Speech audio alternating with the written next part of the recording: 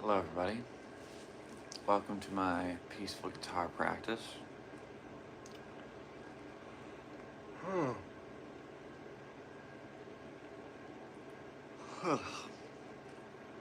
I'm exhausted.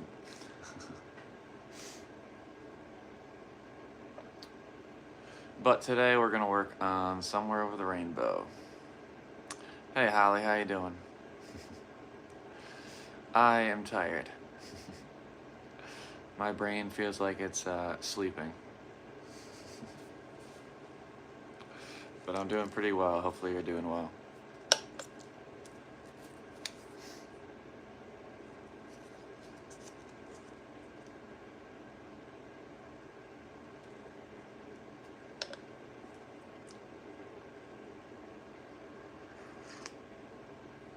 I'm happy to hear that. I'm happy to hear that. That's a beautiful thing. It's a beautiful thing.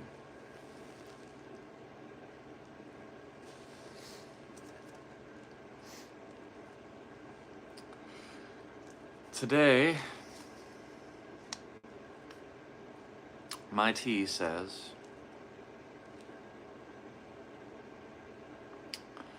gratitude is not about what is received. It's about how you receive what's already there. Gratitude is not about what is received. It's about how you receive what is already there. And the other one says, the essence of life is to communicate love. Those are the quotes of the day, the affirmations of the day.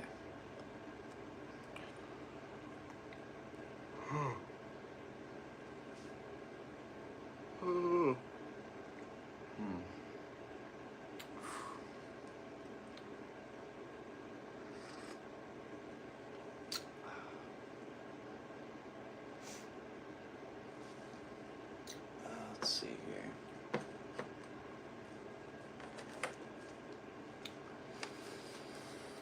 Bring up the lyrics.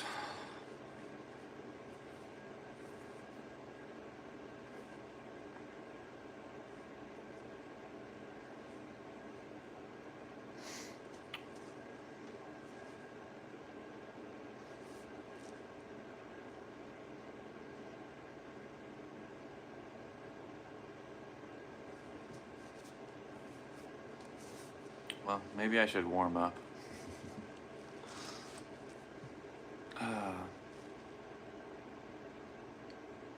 Am I okay? Yeah, I'm doing just fine. Doing just fine. I'm tired. Why do people keep asking me that?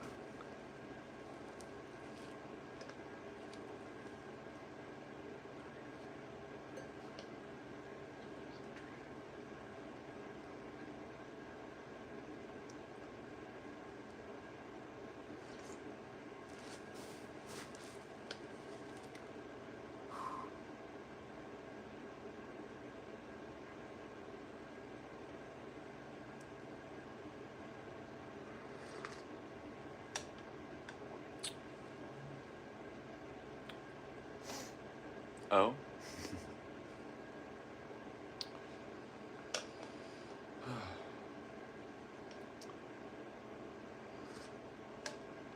Alright, I suppose I'll start off with a warm-up.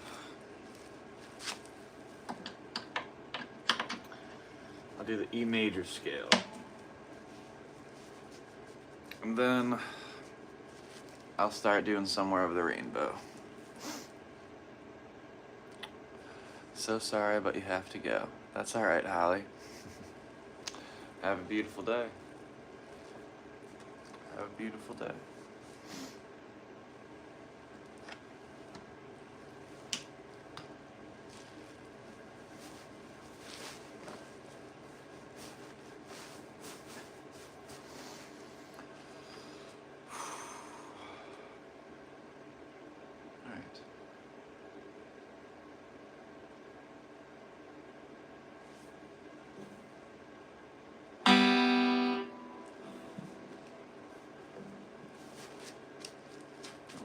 that in first. Okay.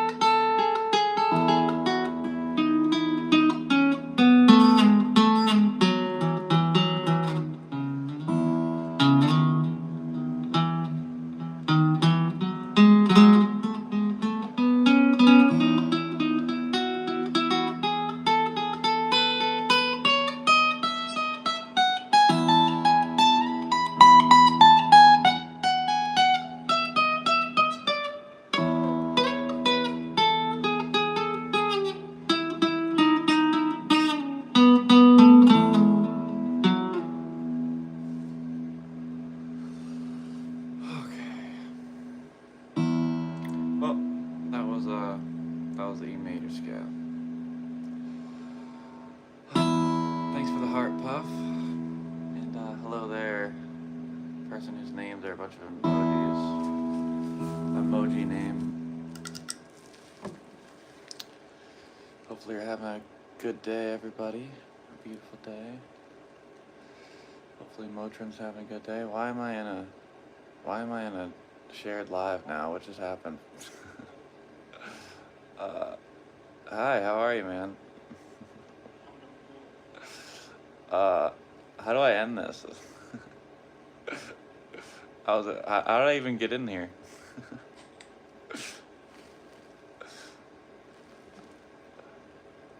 Hopefully you're doing good, man. But how do I? What's happening? That is a first. I don't even know how you do this stuff. What is happening?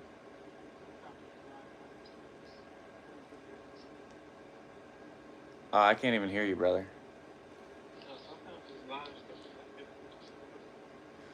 I still can't hear you.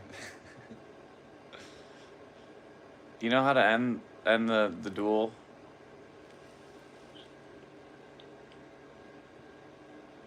He does.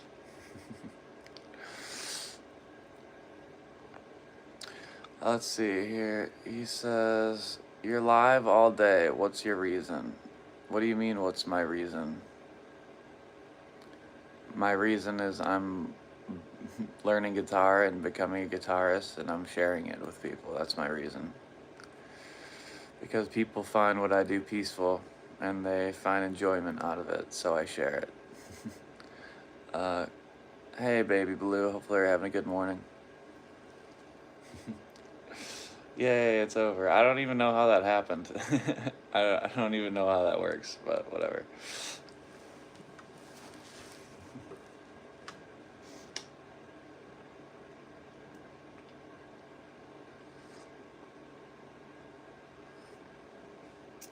Hey, it is what it is.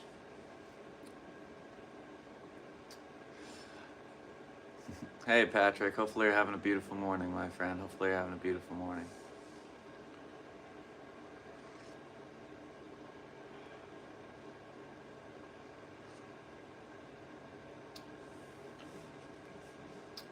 I find it funny why people ask things like, why are you live all day? Like, they obviously watch live streams.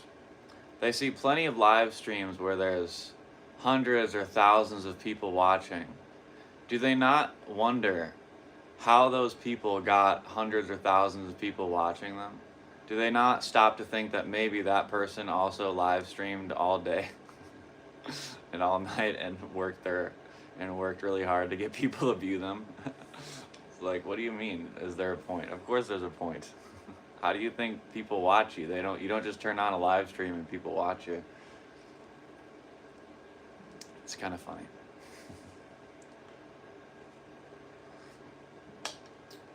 Okay.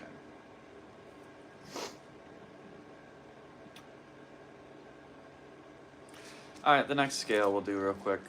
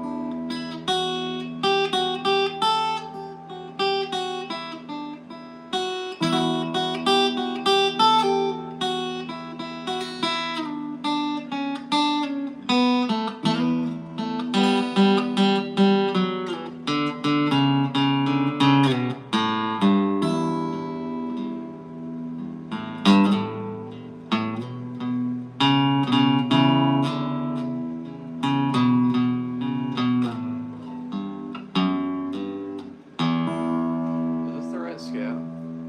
It is the right scale.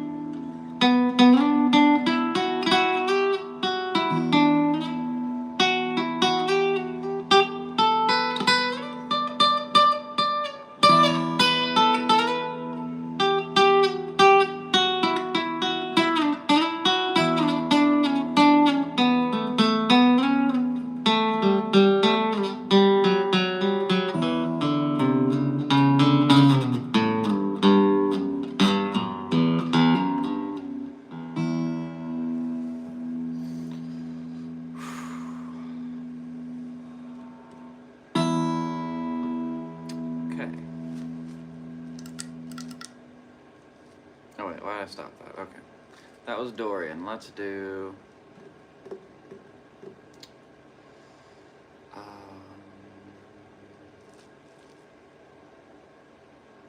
next is Phi Green. Okay. I'm going to try to go through these quicker today. I'm try to go through them quicker.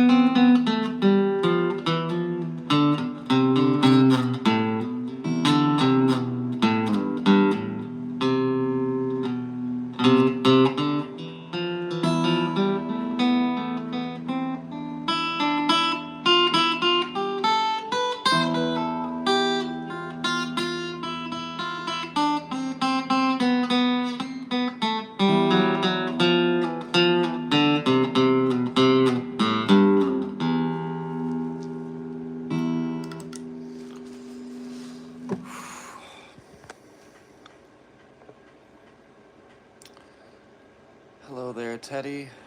Hello there, Musa. Hello there, Jazz Meat. Hopefully you're doing well. You never came in on your birthday, you know?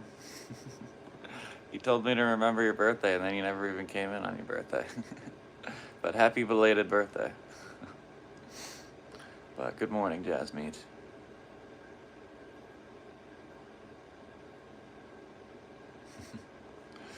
And that's alright, Jazz Meat. You're busy, you're busy. You don't need to watch my stream all the time. And thanks for the goat, Shira, if you're still there. Anyways, how's everyone doing? Hopefully everyone's doing well. Hopefully everyone's having a beautiful morning. Hopefully you're having a beautiful morning, Motrin. Or, sorry, that's not even your name. Melaine or Mel. Melaine. Your favorite musician and your therapist. You're welcome, Jazz Meat. You're welcome.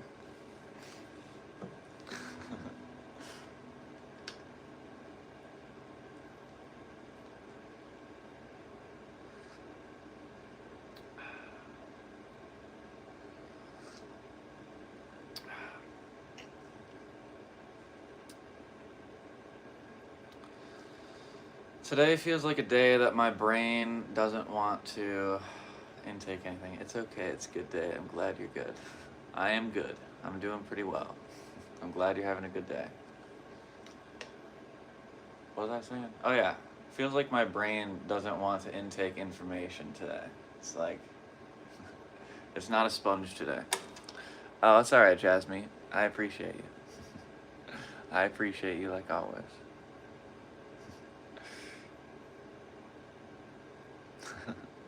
You're not late, Sterling. Actually, I came on late today. Don't be sad. Hopefully you're having a beautiful morning, Sterling. Hey there, Sunita. Sunita. Do I know you? Do I know Sunita? The name sounds familiar. Sunita sounds familiar. I can't tell you for sure if I remember you, but the name Sunitha sounds familiar, or looks familiar. My sleep was okay. I actually didn't sleep that great.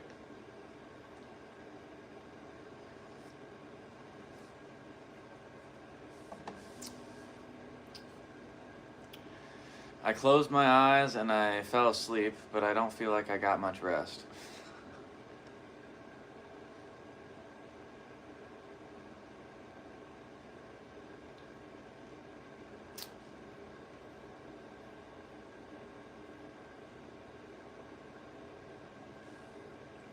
You watched the Titanic again? Hey there, Sawjan. How are you, man?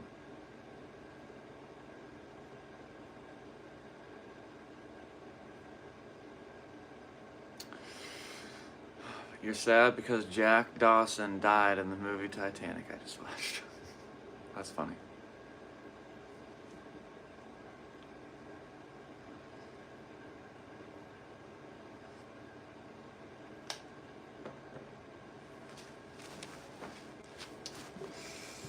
Alright.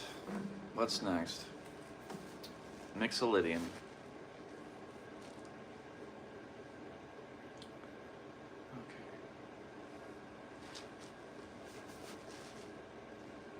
This is the fourth one. No. Next would be Lydian. My bad. Alright. Alright, Lydian. What is the theme this time? The theme. Well, Lydian is next. So the theme is floating in space. That's what Lydian feels like to me.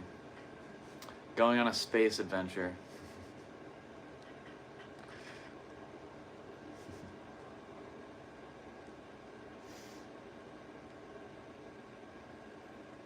My face is similar to Leonardo DiCaprio. I didn't know that, but thank you. Thank you. Appreciate you being here. As always, appreciate you, Sterling. Okay. And Jasmeet and everyone else. And Melaine. Alright.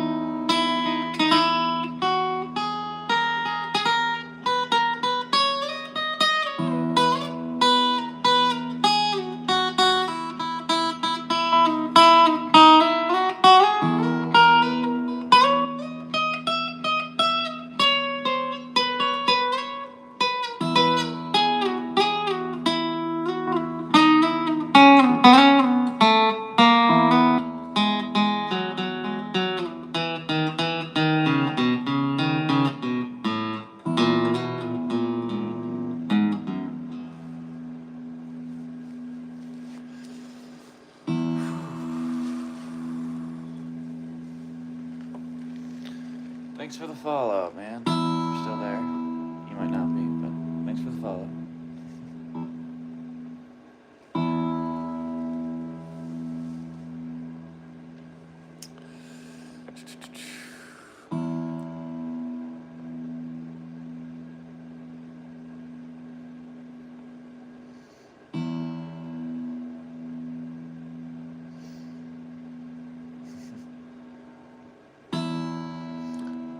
Me as Jack and Sterling as Rose.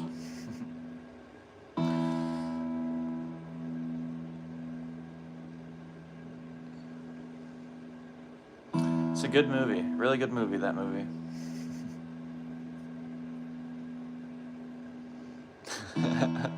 Saw John's the villain.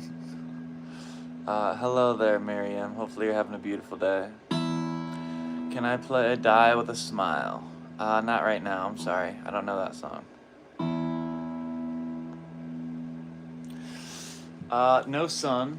Just, it's snowy and cold where I'm at. It's snowy and cold. Snowy and very cold.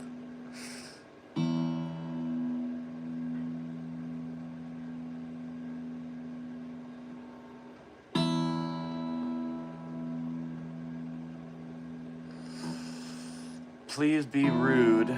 Is that a song? I don't know that song either. I'm sorry.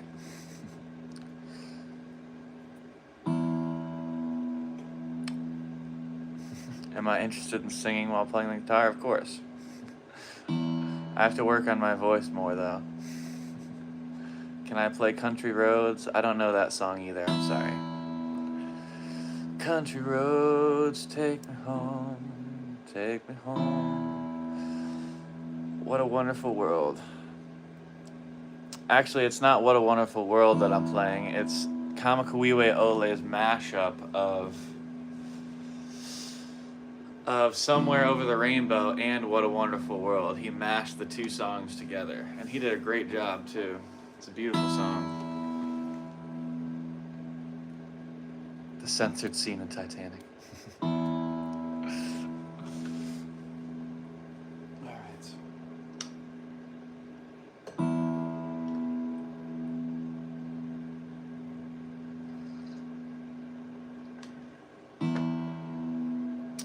I don't think there is a censored scene in the Titanic. Maybe there is on some versions. I don't think there is anything censored in the Titanic. I don't know, I haven't watched TV or a movie in a long time. But, alright, next is Mixolydian. What does Mixolydian sound like? I think this is the one that reminds me of being on a pirate ship. This one. Alright, the next theme, painting scene and car scene.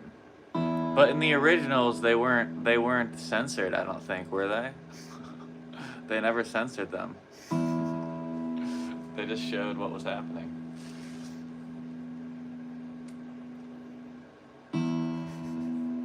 Alright, anyhow. Alright, the theme is a pirate ship, I guess. That's what I'm thinking about, being on a pirate ship.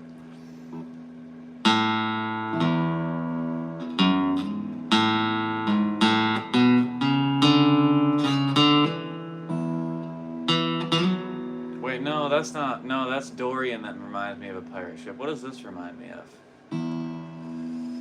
This Mixolydian is like, I don't know, maybe it's like going on a mountain climb. Maybe it's like climbing a mountain. I don't know. Maybe that's what Mixolydian reminds me of, like a mountaintop.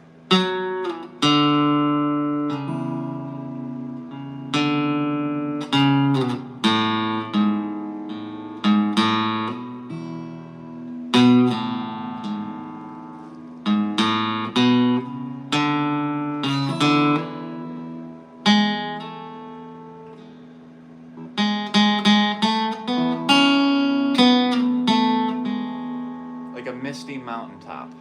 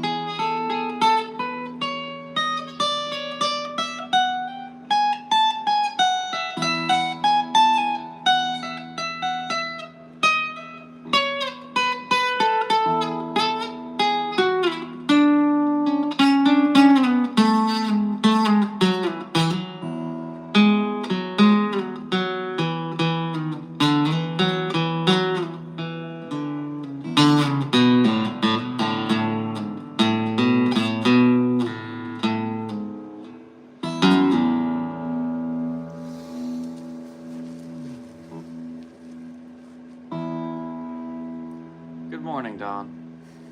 It's still morning, right? No, never mind. Good afternoon. Good afternoon, Dawn. I'm having a wonderful day so far. So far. Hopefully you are as well. I'm staying out of the cold.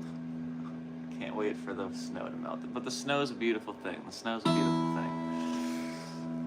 Good to hear. Good to hear. I'm glad to hear that. Did I look up Rush E? I did. I listened to Rush E. And it's a classical guitar piece, I think, if that's what you were telling me to look up. I probably could learn it, but it would take me a while. It'd probably take me a week or two of doing it every single day, or longer, to do it as well as it's played. That would take me a long time to play. But I did look it up. A beautiful morning, good to hear. Oh, I think she left already. What did I miss?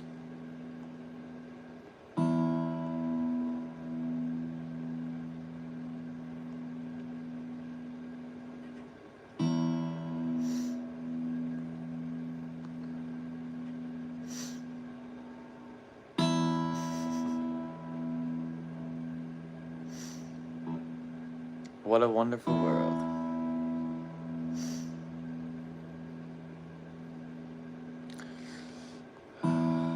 Yes, Kate Winslet is a professional, absolutely.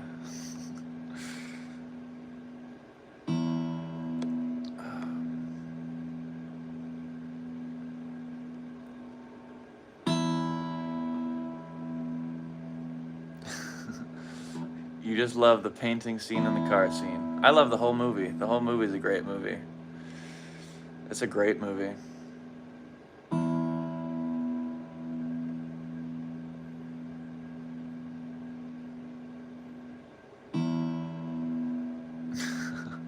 I don't know that scene because I'm a good man. I am a good man.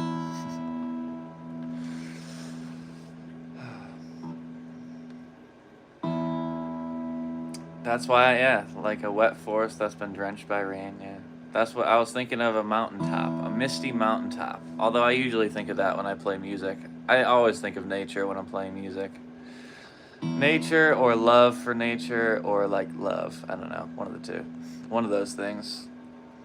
While making warm tea, enjoying dry biscuits, listening to you. Oh, it's very suitable for relaxing time. That sounds really nice. That sounds really nice. Any romantic words today? I'm not being naughty about Kate. Any romantic words today?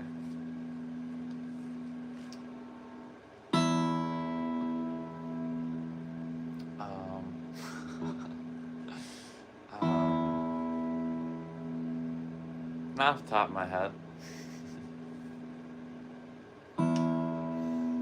I can read my tea quotes though, my affirmations.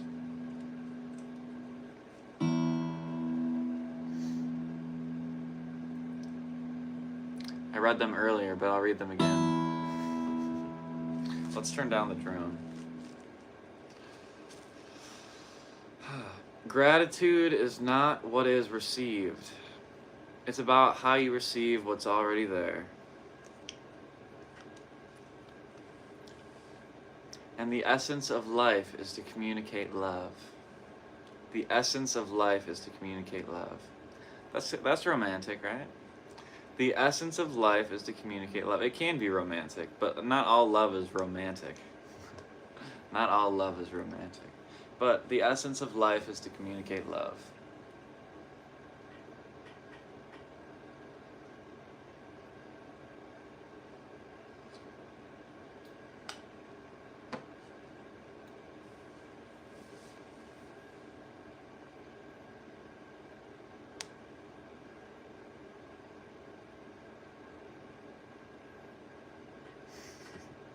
Sawjon isn't a very romantic person then, huh? Sawjon, man, you have to be romantic. Otherwise, what are you doing? What are you expecting from life? You have to romanticize all of life. You have to look at life like a poetry, like it's a book of poetry, like everything in life, like including wherever you are right now. It has to be poetic, or else what are you doing with your life, you know? I don't know. I like to see every aspect of my life as a form of poetry or art.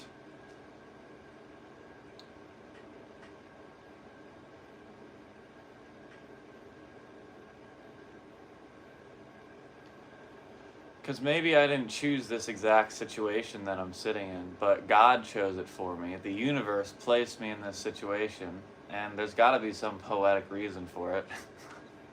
There's got to be some reason for it. So I got to look at my situation like it's a story, like it's a beautiful story.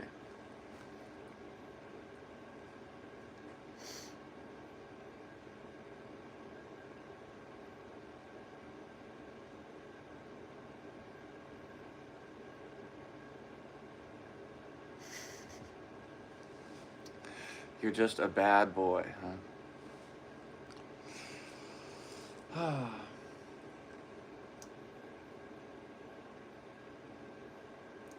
Usually when someone says they're a bad boy, it usually means they're a self-conscious man that's afraid to show their emotions.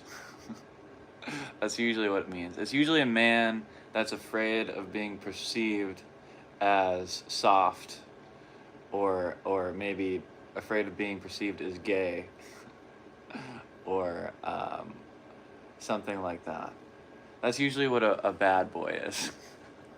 Just a guy that doesn't know his inner self. I think that's what a bad boy is. Because I was a bad boy one time. But what that really just meant was I was a self-conscious man that was afraid to be himself. That's usually what a bad boy is. Correct me if I'm wrong, but I'm pretty sure that's what a bad boy is. Imagine if I went to the same school as you and sat in the same class. Well, I'm not in school anymore. I'm not in school. And if you did go to school with me and we were in the same class, I probably would have been in my head because I was experiencing mild forms of my mental health issues. I would always think people were talking about me when I was in school. Like I always thought people were looking at me or talking about me. So I just kind of stayed to myself. And you would have had to come to me if you wanted to talk to me. You would have had to approach me. I just kept to myself.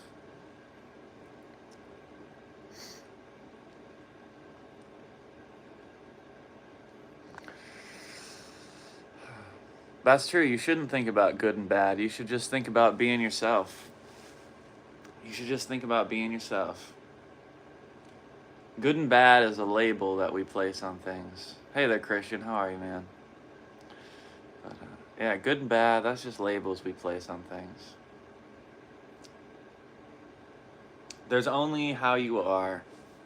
And some people are going to think you're good, and some people are going to think you're bad. That's pretty much how it works, right?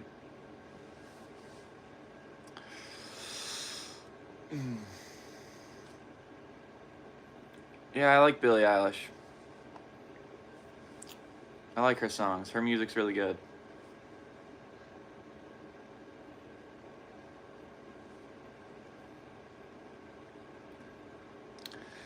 Maybe you will be very possessive, but it doesn't matter because I don't want anyone to take what's yours. There's nothing wrong with that. There's nothing wrong with that.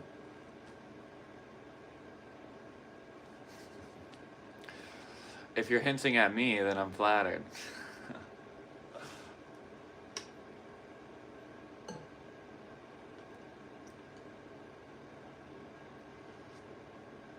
I don't know.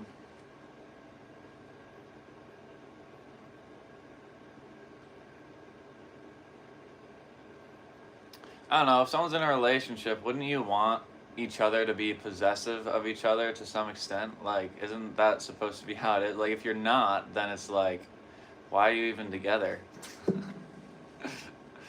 I mean, you don't try to trap each other, but it's like, if you're gonna be in a relationship with someone, then yeah, I think you should be possessive over them, right? I mean, to some extent. You don't want to make it seem like you don't care what they do or who they're with, because then they'll start to believe that you don't care what they do or who they're with, and then things happen.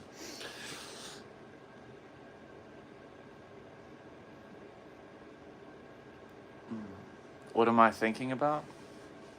I'm thinking about what you just said.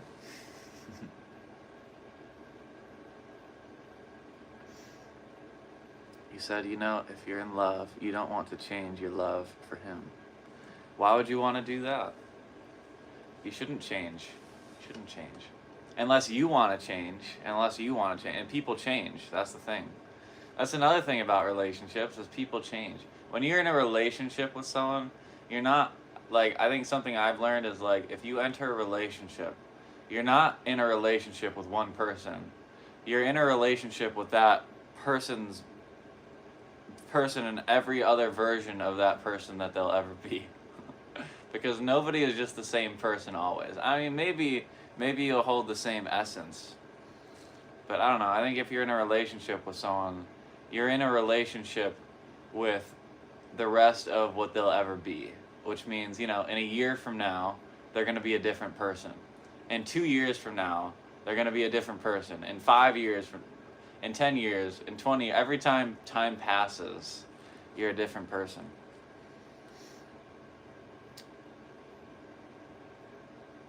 But I don't know, I think that's kind of part of the beauty of it, right? It's kind of part of the beauty of it.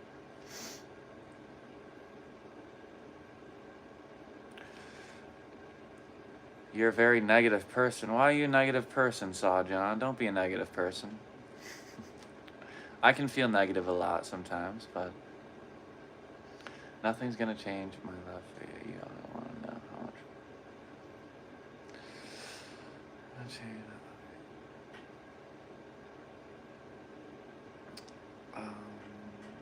You said nothing's gonna change your love. You ought to want to know how much I love you songs. I don't understand. I don't know if I understood that sentence.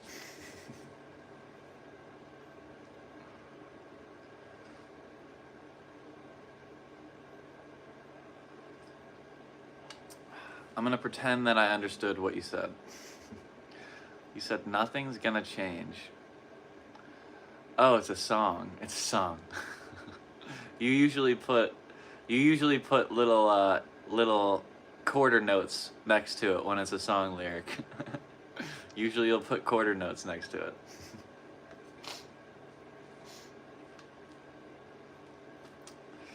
Well, thanks for telling me, Rose. Thanks for telling me, Rose.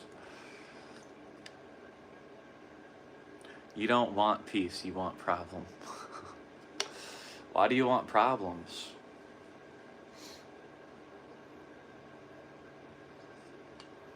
John, I have problems, but I can still feel peaceful. Peace does not, how should I say this? The presence of peace does not mean the absence of problems. The presence of peace does not mean the absence of pain. The presence of enlightenment does not mean the absence of humanity. Does that make any sense? I feel like that makes sense. To have peace does not mean there is no problem. To have peace means you can overcome your own emotions and allow yourself to feel peace in the midst of problems. That is what peace is. Peace doesn't mean nothing's happening. Peace means you choose to feel peace. You choose to see peace even in the midst of even a traumatic experience.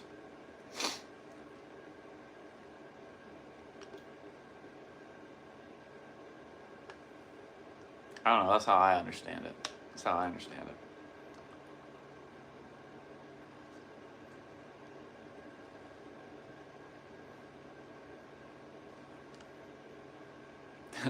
the gin. To get rid of the gin. Oh, okay. I just did Mixolydian, right?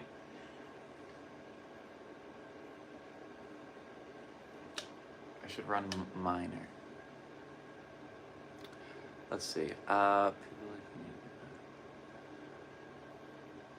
flew.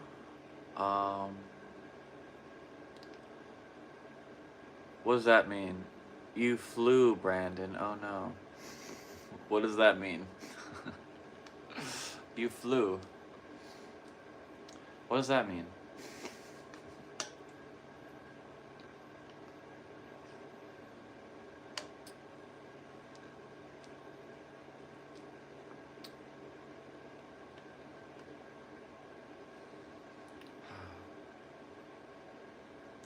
I don't know what you flew means.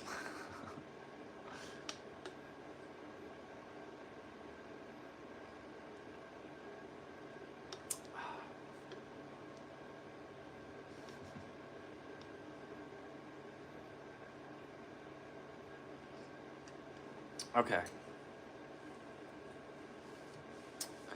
Let's do E minor.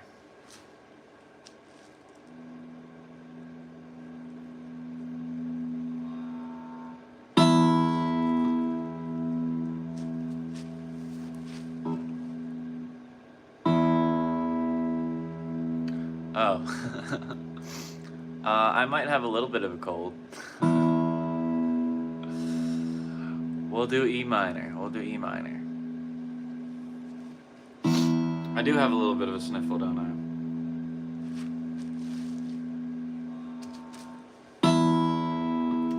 Alright. Let's do E minor.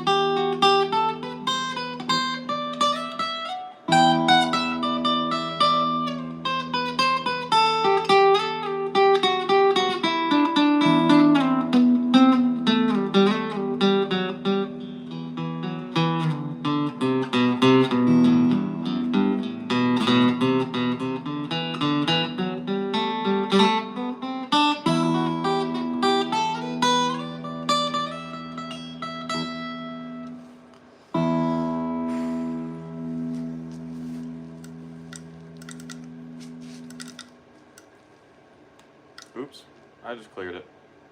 Dang it, now I gotta record it again.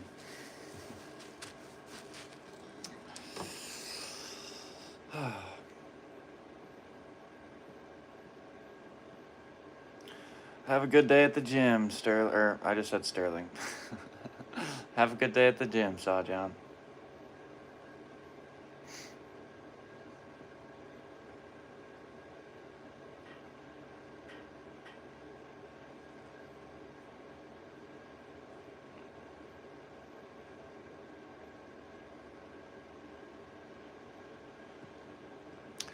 A bodybuilder, eh? I'd like to work out again. Last time I tried working out, all my muscles started to spasm on me. It sucked. Literally, my body started spasming all over. I had to stop. And it was just yoga. It was just some intense yoga positions. But, hey, whatever. I'll try again soon. I gotta see a doctor first. The E minor tune reminds you of a jungle. Some kind of jungle. The E minor reminds me... Everything reminds me of being on on a mountain. I don't know, it's just... Playing music in general just reminds me of nature. I don't know why. Unless I'm playing a song, I don't know. But when I'm improvising or playing modes, like modal improvisation, it just reminds me of being out in nature somewhere. It's beautiful. Do I have a gym too? No, I never really went to the gym. Like I just said, I'm not really working out. I would do calisthenics. Lots of different types of push-ups and squats and sit-ups and ab and planks and stuff like that, and like yoga hold positions, and a pull-up bar and stuff like that. But I haven't worked out in a long time. It's been a very long time. I was never much of someone... I never liked to lift weights. I don't know why. I like to do things with my body. I don't like to sit and just like lift a weight. I don't know. I like to run, I like to walk, I like to hike, I like to do calisthenic workouts. I don't know. I don't see the point of having a bunch of muscle mass. Like, cool, like it's nice to be able to bench like however much and what. It's just not useful to me. I don't know. Like, I feel like when you do calisthenic workouts, it's like, it's all useful, but maybe that's just because I think of useful muscles as in like, can I use what I've built to go out in nature and have fun? Or, I don't know. I don't really care about looking big. I think that's what people that go to the gym do. I don't really care about big muscles, but I do love calisthenics. Calisthenics are great because they help you stay flexible, and they're like usable muscle. It's like usable muscle. Like, I don't know. Like, it has a purpose. Like, of course, a bodybuilder has usable muscle, but like, maybe I'm not getting my point across. But it's like, I don't know. Maybe I'm not making sense, but I do calisthenics, but I haven't done it in a long time.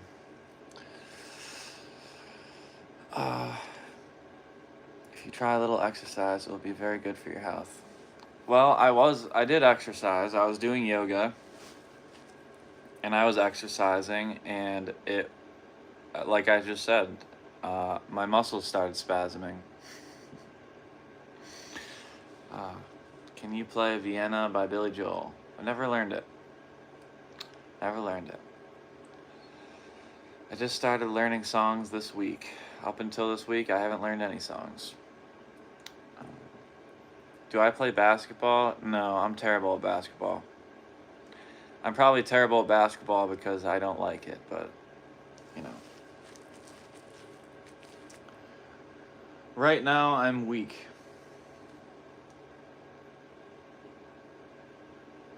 Right now, I'm weak, and every time I try to do something healthy for myself, it ends up hurting my body. And yeah, so I'm going to a doctor again soon. I've seen so many doctors and none of them have done anything for me.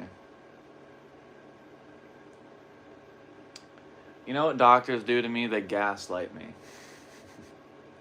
The last doctor I saw accused me of being on drugs. I went to the doctor for help and they accused me of being on drugs.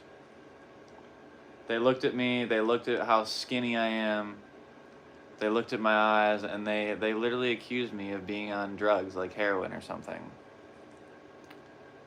They're like, you know, street drugs and heroin and stuff cause all the problems that you're experiencing. It's like,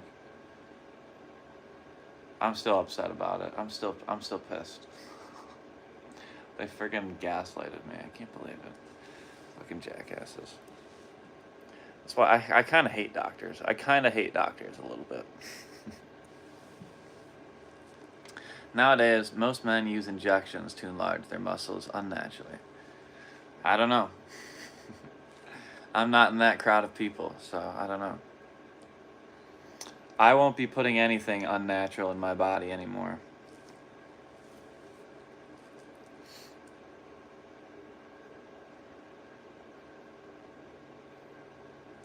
A bunch of doctors prescribed a bunch of garbage that I put in my body, and I think the garbage that they prescribed me is the reason why every time I try to do anything. Like, ever since I was on the meds that those doctors gave me, I can't gain weight, I can't sleep properly, I don't ever feel refreshed, I'm always weak. It's, yeah, it sucks. I think whatever they gave me has messed up my biological system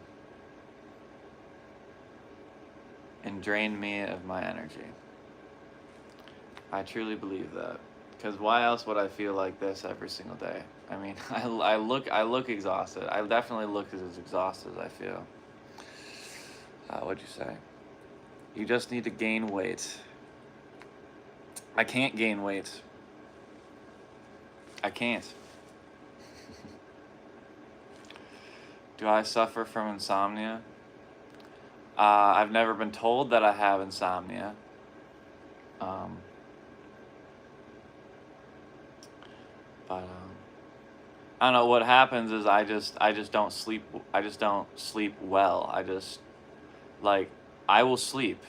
I will fall asleep, my eyes close, I sleep. I'll sleep for 8 or 9 or 10 hours sometimes, but I will wake up nearly as exhausted as when I went to bed. They call that chronic fatigue disorder. They call it chronic fatigue. And my body is always in pain and my muscles are always spasming whenever I exert energy, and they call that fibromyalgia.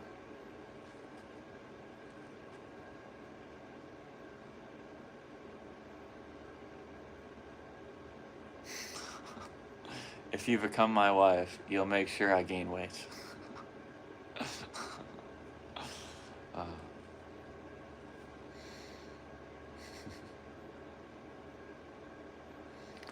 You're very sweet. You're very sweet.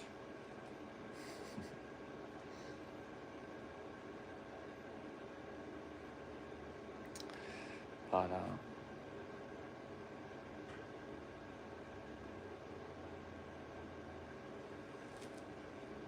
yeah, I don't know. I eat food. I eat. Trust me, I eat plenty. I eat more than the people in my home. I eat more than my mother. I eat more than my father. I eat more than my grandfather. I probably eat more than my brother. Yet I weigh less than I should. Because you are loving. You are very loving, Sterling. You're very loving. You're very sweet.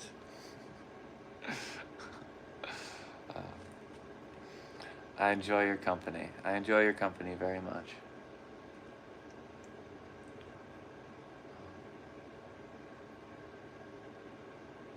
But yeah, I can't gain weight, and that's why I am here on live stream playing guitar and not working as a welder.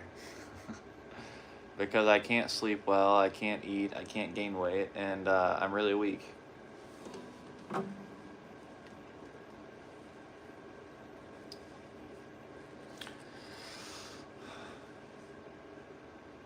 Sweet like sugar. Yes. Sweet like sugar. You are sweet like sugar. Very sweet. Sweet like this tea. I think tea is very sweet.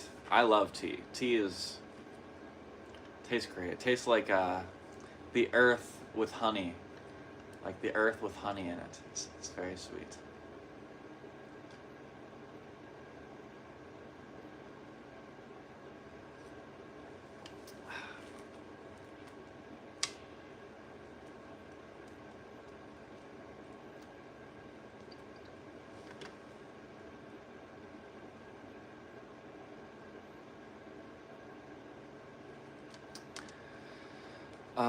What helps me sleep is the guitar.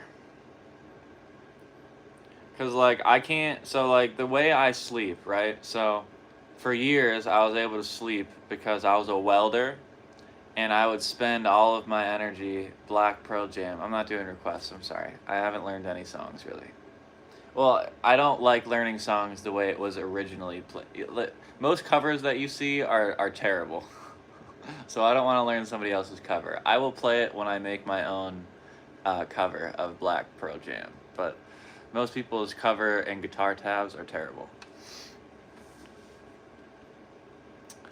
Yes, it is calming, but the guitar helps me sleep because, what was I saying? Oh, I would sleep. I used to be able to sleep because I was at work as a welder all day, and I would exert all of my energy to the point where I could barely move by the end of the day. So when I got home, I pretty much just like fell asleep. But then I slowly lost a bunch of weight. Like I used to weigh 220 pounds, and I had like a good amount of muscle. I was a welder. I had to do a bunch of heavy lifting, and then I lost like 60 pounds. I lost like 60 pounds, and I lost a lot of strength, and then slowly I wasn't able to do my job anymore because I couldn't lift the metal, and I couldn't hold what I needed to hold. I couldn't do what I needed to do in order to weld the projects that I needed to weld. And then I kept burning myself and cutting myself because I was so weak. I kept dropping things and doing things. So then it took me off of the big welding jobs, and they put me on smaller welding jobs. But I just kept getting weaker. Yeah. Then I had to quit, and then I started playing guitar, and the guitar helps me sleep because it takes a lot of mental energy. Like I can't spend any physical energy, but the reason I can't sleep is because I have a lot of energy. Like my mind is always moving. So the guitar helps me like drain all of the energy in my brain. Like I use every bit of available energy that is within my mind and in my capacity, so that by nighttime it's like tired enough to sleep. So that's how the guitar helps. Let's see. Nimitta is the name of the meditation part. Do you feel the nimitta? Well, nimitta is described as a lot of different things. Nimitta is in one aspect, it is a state of mind that you can reach while you're in meditation. They call it nimitta, where it's like you're experiencing like a mirror to your consciousness, or like a mirror to your inner experience, a mirror to your outer experience, or like a mental sign of your life. Like it's supposed to be like a significant mental sign, like a sort of a mental experience. They call it like a nimitta. That's one way of using the word nimitta. The other way you use the word nimitta is, nimitta means, it has like, the definition of nimitta is a sign, or it can mean like a sign pointing to something. Oh, like a sign pointing to something. Like you see a sign and it's telling you where to go. Like it's like a marker. Or it means like the effect of something. Like, like a sign isn't the destination. The sign is the effect of there being a destination. So the nimitta is a sign pointing to the destination. But the nimitta only exists, the sign only exists because the destination exists. So it means like the effect of. It's like a wave in an ocean only exists because there is a moon and gravity. And the moon and gravitational pull is what causes the waves to exist.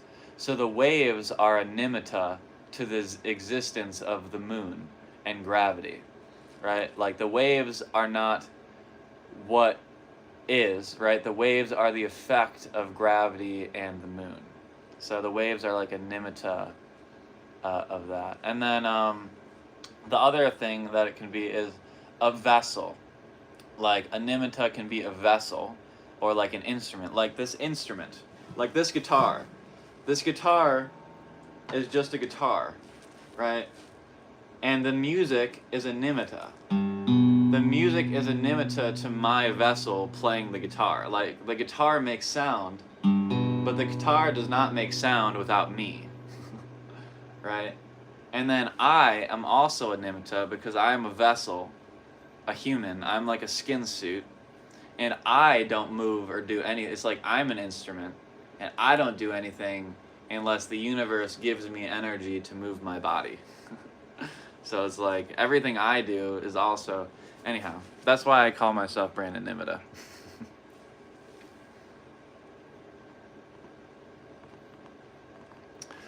Alright, what else did I miss? Am I sensitive to touch? No, I'm not sensitive to touch. No. I don't think I'm sensitive to touch.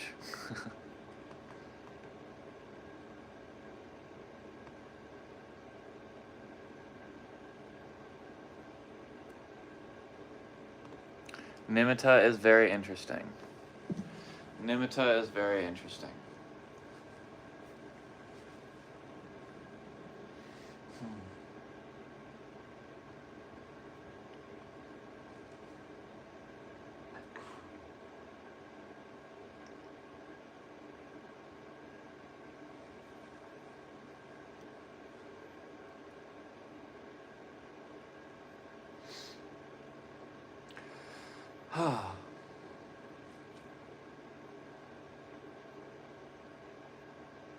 Alright.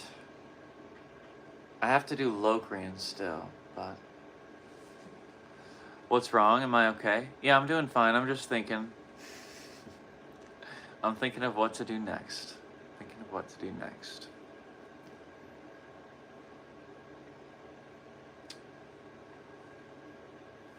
I have another scale to do, but I also want to start practicing the songs. We'll do one more scale first. We'll do one more scale.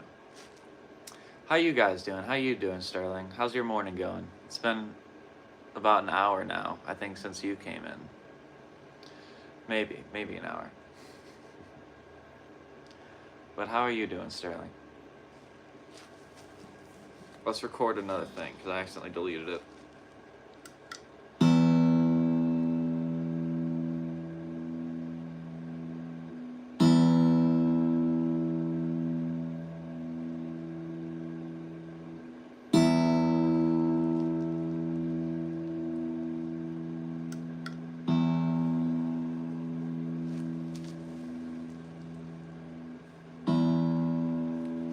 I am going to do what I want to do. I just don't know what to do next.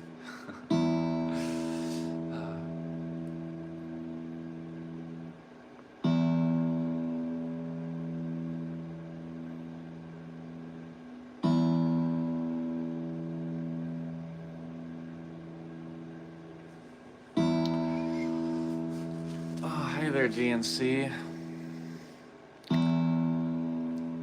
My advice on goal setting and reaching what to do when it gets hard. How to manage it and such.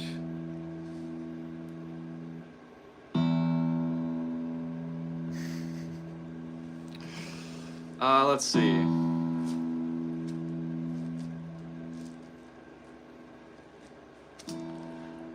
My advice on setting goals. Well,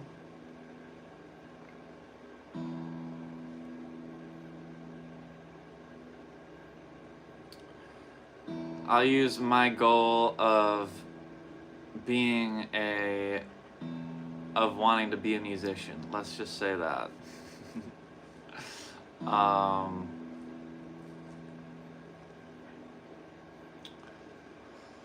When you set a goal, make sure that that goal that you're wanting to set is a goal that burns in your heart. Something that sets you on fire. Otherwise, setting a goal that initially does not make you excited in any way, shape, or form, well, why even set that goal?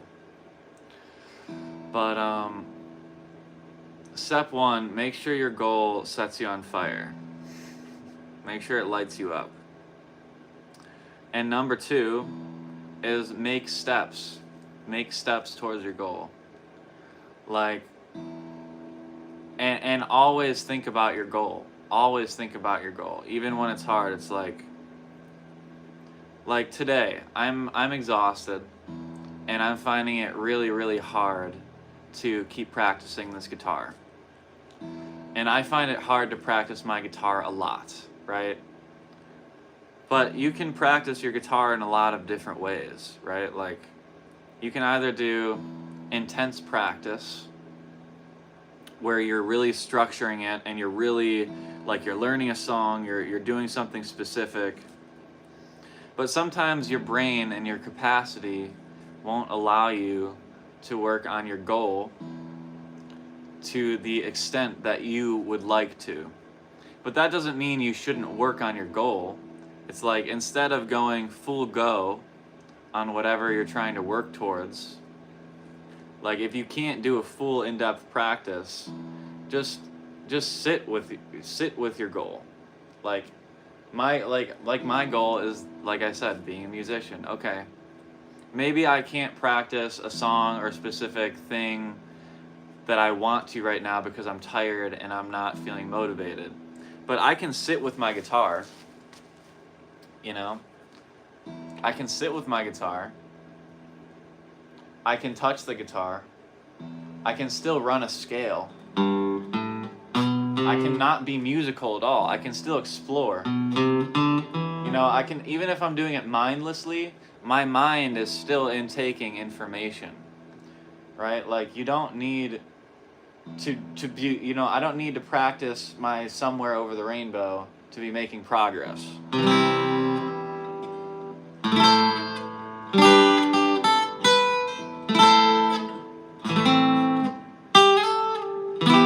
Right? Like, that's more complicated for me to come up with a thing.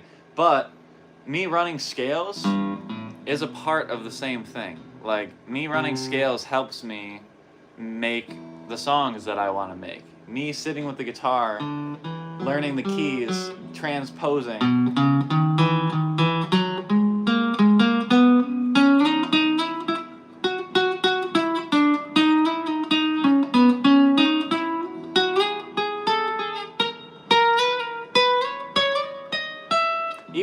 Even if I'm randomly touching the guitar, even to some extent, even if I'm just doing this.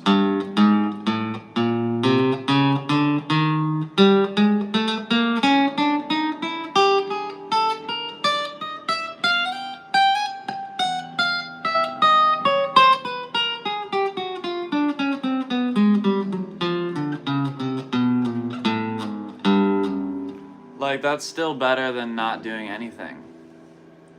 So I don't know if you can translate that to whatever your goal is, but set a goal that lights you on fire and work on it always. Even if you can't do it to your max capability, work on it always.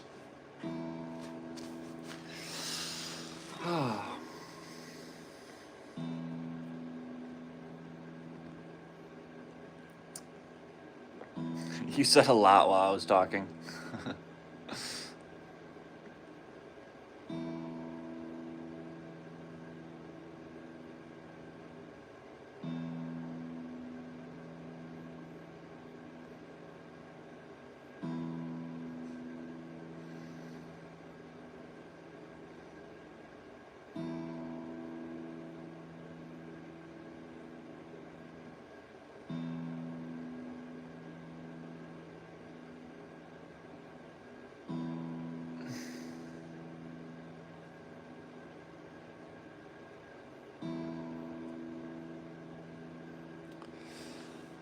Well, how to not give up when you feel like doing so? Here's the thing. Like,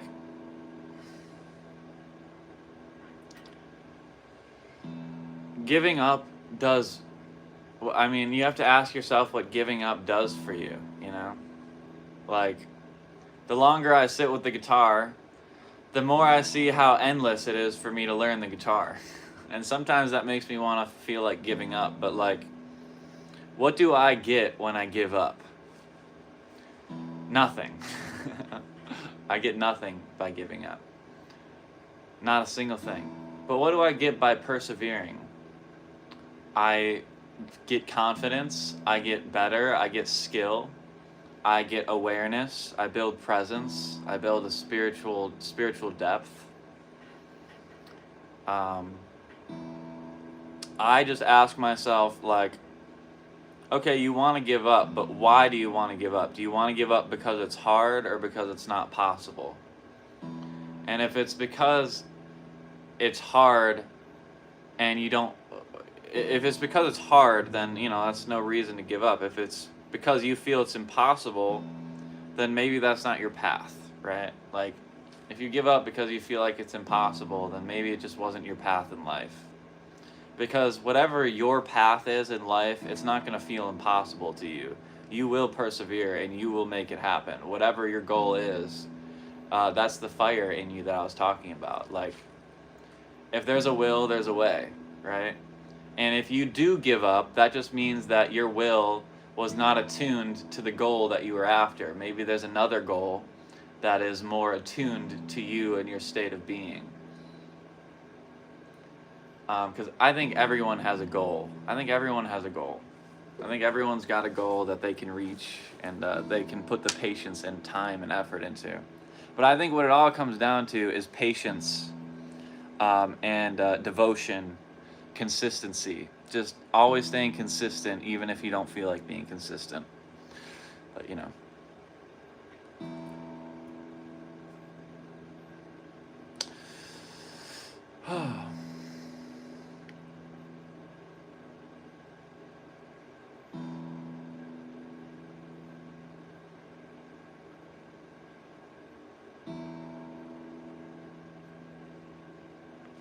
If you feel what I feel, I want to know. I appreciate you for letting me know, Sterling. I enjoy knowing how you feel about me.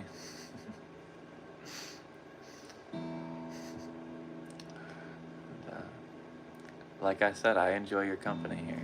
I enjoy you listening in on me. I really do. Your skills and talents are extraordinary, Brandon. You quickly observe and remember any new notes you learn. Well, I don't know. I mean, maybe. I think there's a difference between being able to play something and knowing the notes. I don't know. Because I can play all 12 major keys. I can play all 12 major keys, and I can play all 7 of the modal flavors of all 12 keys. But I don't see them in my mind yet. Like, I have to navigate. So, it'll get there one day. What do you mean, Well, there's a smiley face, so, Can you play Nutshell? I don't know what Nutshell is. I can try to make my own cover of it one day, but not today. I have just started learning songs recently, and I don't like learning other people's covers because usually most of them are terrible. Most people's covers, I just don't like them. They just don't play it very well. Most tabs I don't like of professionally done songs. I just don't like people's tabs.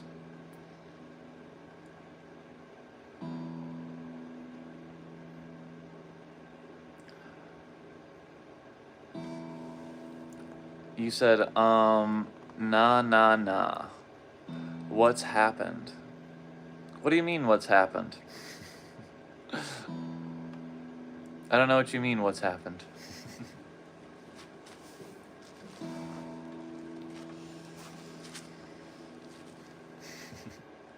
Sometimes you speak in mystery.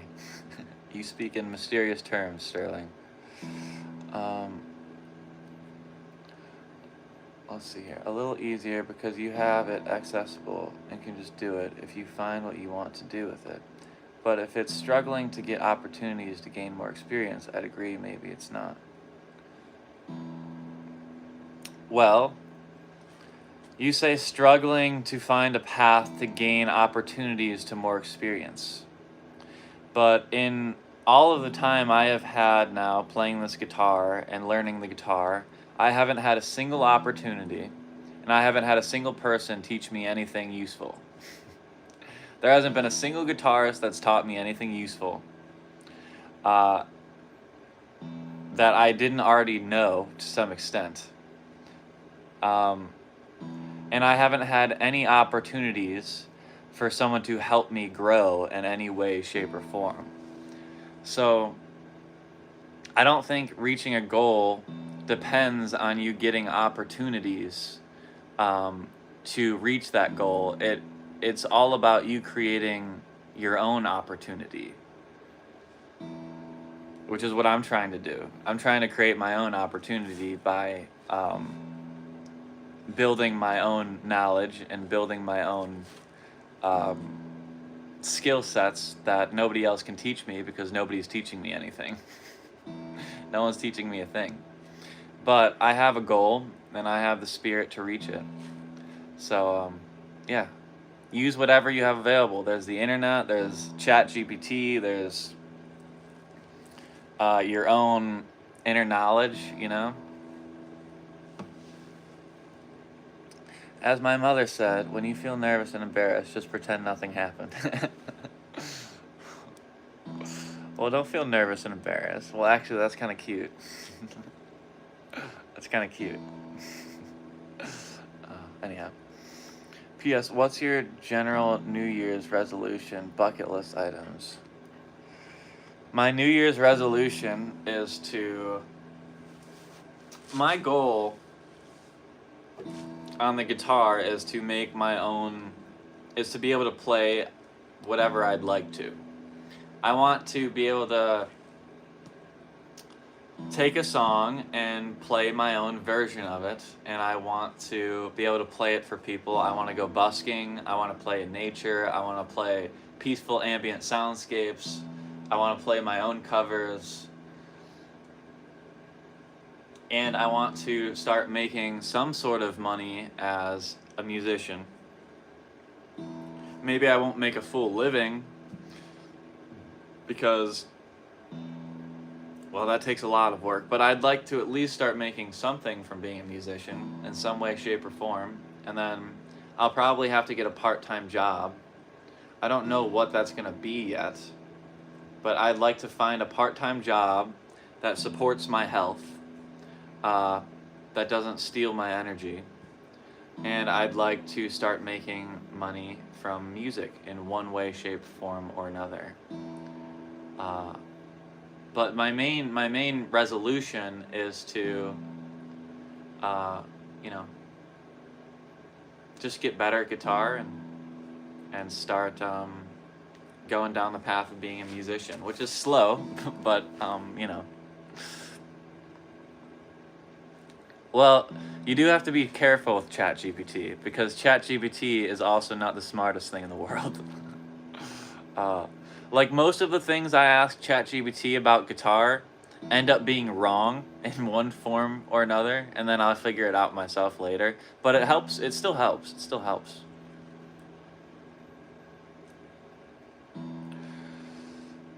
Some people seem to stop setting goals. I can almost understand. You said, why does everyone fall in love with me? Oh my god. Uh, well, if everyone falls in love, I don't need to. I'm a free spirit. I can choose what I'd like to be. You don't want my love, then I'll just turn it off. I have the ability to do that. Yeah, those things for sure. Just to maintain them is hard. P.S. You look like a guitar model when you said like a guitar model. It'd be cool to be a model. F ChatGPT. Yeah, ChatGPT is ChatGPT is it's useful still though. I love ChatGPT. ChatGPT is amazing.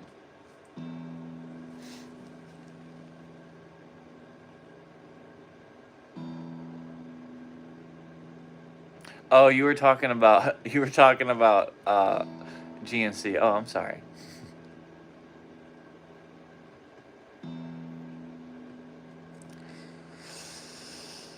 Insensitive? What? I'm not insensitive.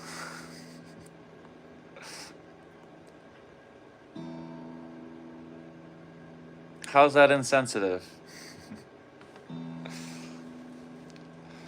If what I'm saying is if my feelings make someone uncomfortable, I don't need to show them.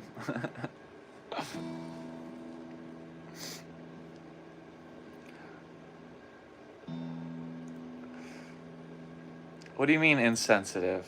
What? I'm not insensitive. How rude.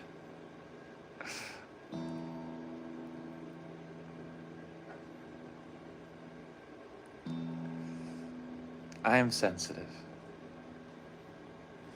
I I know what it's like for someone to throw love at you and for that love to be not received in the way that they'd like it to be. So, I know what it feels like for someone to give you love that you don't necessarily feel comfortable with receiving. So I can turn mine off. You were slapping the table because you were so excited. That's cute. Excited about what? What were you excited about, Sterling?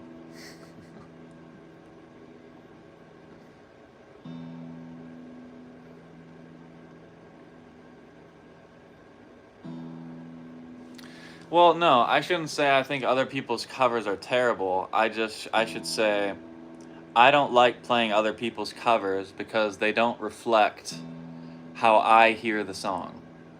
I'll listen to someone's cover.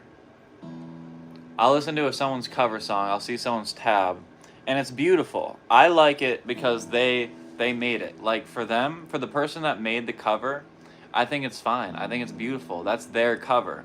But I don't want to copy their cover because when I listen to their cover and I listen to the song itself, it's just not what I hear.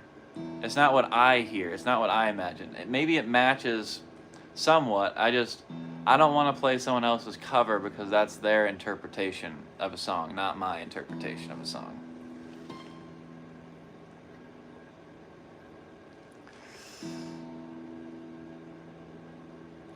You've never felt anything this strong before.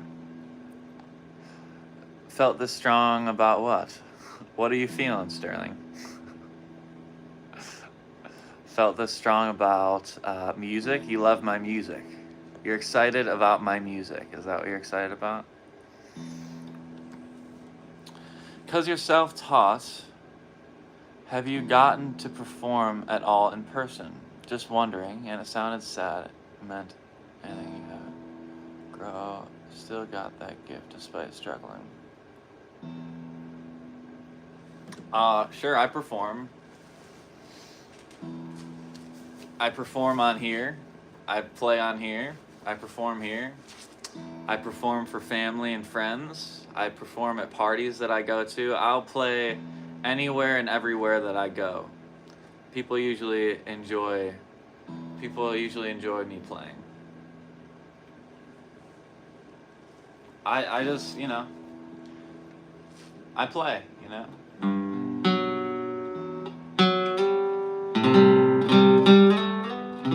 I don't have a problem performing my own art. My art is evolving and unstructured.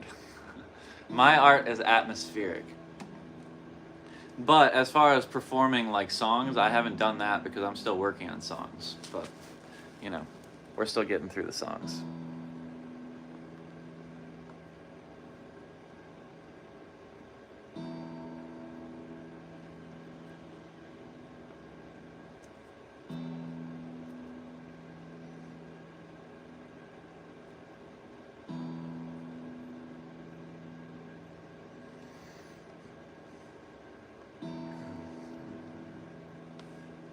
You feel both ways?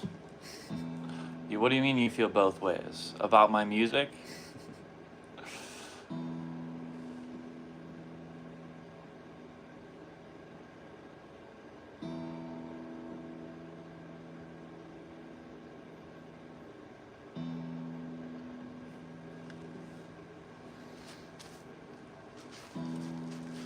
Ah.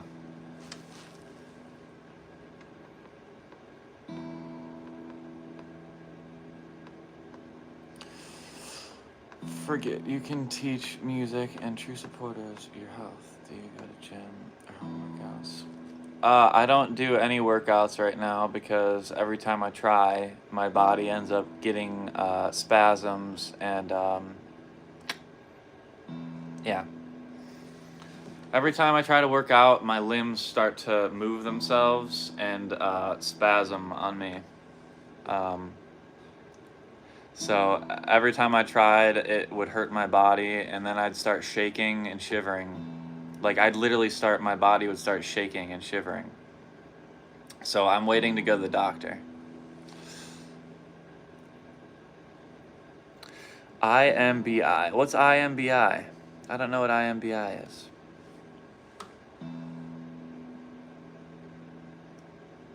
I'm annoying. Why am I annoying? Why am I annoying? What'd I do? What'd I do?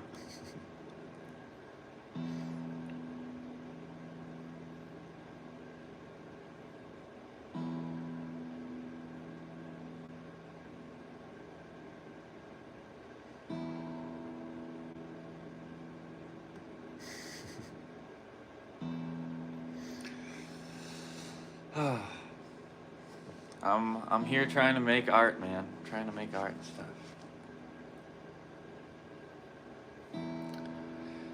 I'm worried about my health too.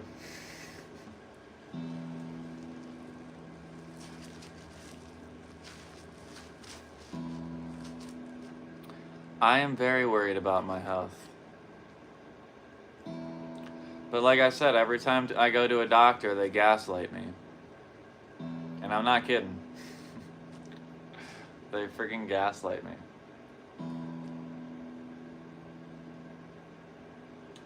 They essentially try to tell me that it's in my head. They try to tell me that I'm on drugs or something, and then they tell me maybe you should take psychiatric medications. Even though psychiatric medications are the very reason this happened to me in the first place. So doctors are no help, I've found, to my illnesses. They just haven't been any help. I'm going to another doctor soon, and hopefully they'll help, but I don't have high hopes. I don't have high hopes. But I'm extremely worried about my health too. Because I'm 25 and I'm struggling to even I don't know. I struggle to take care of my damn self.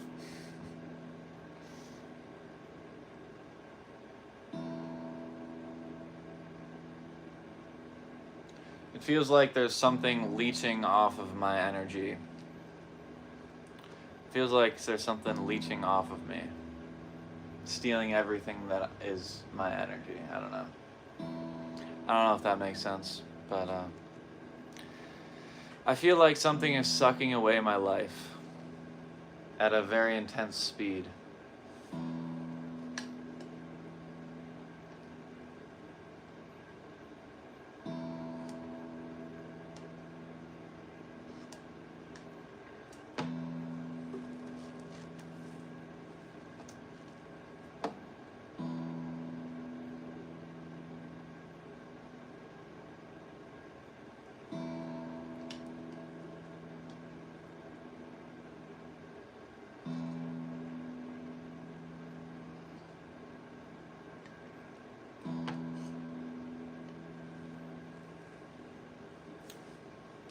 Behind your smile, you keep something hidden so that we don't know. We can only pray for your recovery. Hopefully you will recover quickly. Amen. I'm not hiding anything. I'll share whatever is thought to be hiding. I'm not hiding a single thing behind my smile. My smile is true. My joy is real. There is no lie in my smile.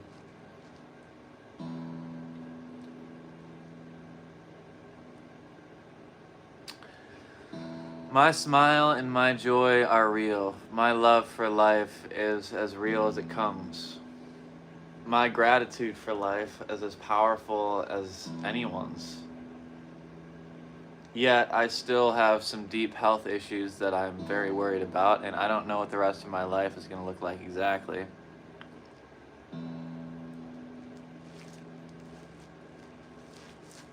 Because I'm in a tough spot. I'm in a tough spot. I'm 25.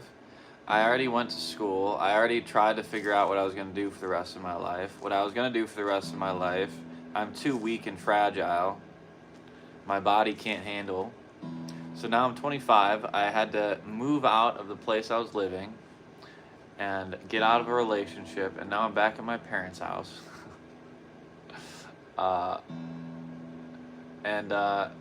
Yeah. But my joy is still real. My joy is still real.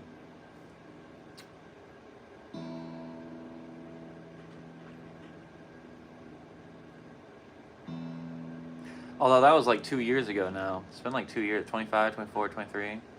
Yeah, it's been about a year and a half since I had to quit my job. And I left a very unhealthy relationship. Very unhealthy.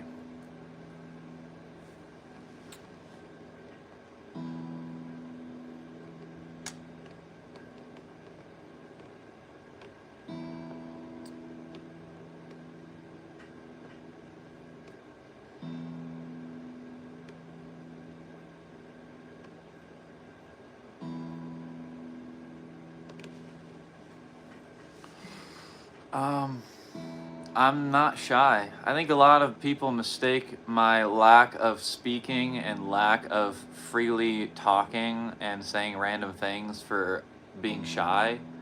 But it's not about being shy. It's just that I don't talk unless there's something that there's important to say. It's not a matter of being shy. It's a matter of, does this moment require me to speak, or is my speaking a waste of my own energy? I don't waste energy. I don't waste vocal energy. I don't waste my spirit. I have to be very careful with the energy that I spend. So if there is nothing that needs to be said, then I don't speak. I don't speak. It's not a matter of being shy. It's a matter of protecting my energy. Because I don't have a lot of energy to give.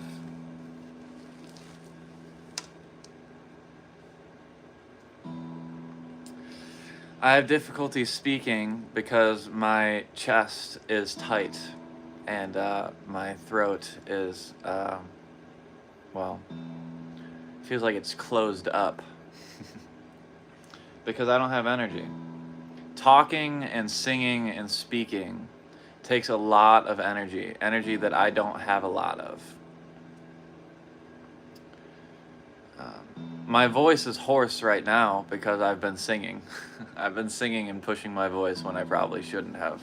And now my voice is extremely tired.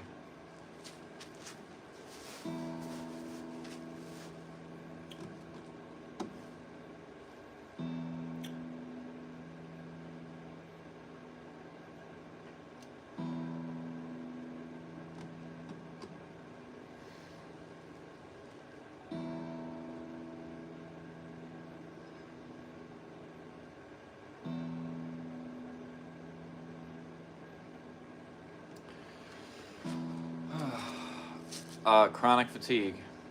Chronic fatigue and fibromyalgia. That is what I have been told is causing all of my health issues. Chronic fatigue is described as a state where your nervous system has little to no energy. Chronic fatigue is described as your body being so fatigued that it's as though you've been like working out or extending yourself consistently all day, and no matter how much you rest or sleep, nothing changes. You're as drained, you're as fatigued, you're as tired, you're as exhausted. Your mind is as tired as it's going to be. Like it doesn't matter what you do, doesn't matter how much you rest, doesn't matter what you eat, doesn't matter how you take care of yourself. It does not matter what you do. If you have chronic fatigue, you're chronically fatigued. I can work out, I can drink tea, I can eat right, I can drink water, I can do everything right. I can sleep the correct amount of time. I can do literally everything in the book right, and it won't matter. I will still be the same. That's what chronic fatigue is. Fibromyalgia is joint and body pain that is consistent and constant.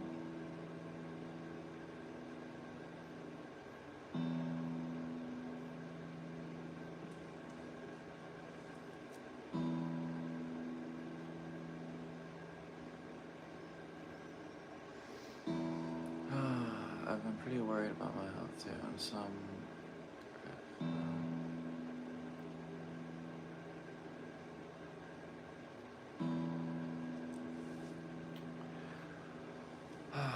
Professionals tell me that, yeah, professionals do tell me that it's in my head. Professionals like to say that it's in my head, and they like to say that they just call me mentally ill. They just call me mentally ill. And they tell me I need to take medications. Which just doesn't make any sense, because you take mental health medications when you're depressed. And I tell them, well, I am not depressed. I am perfectly happy with my life. Why would you tell me to take these medications? And they just gaslight you. They just try to give me medications and shut me up and try to get me to go back to destroying my body. So, doctors are no help. They even accused me of being on drugs without testing me or doing anything. The woman accused me of being on drugs. I told her all of my issues, and she said, you know, drug use does all those things. Doing heroin and stuff does all those things. But,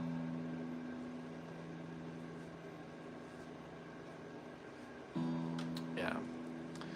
Doctors are a big waste of time, in my opinion. They don't help you for shit. They just don't. And they get a commission if you take them. Yeah, they do get a commission if you take the drugs that they give you. And it's so messed up. The drugs that they give you are terrible. They're awful for you.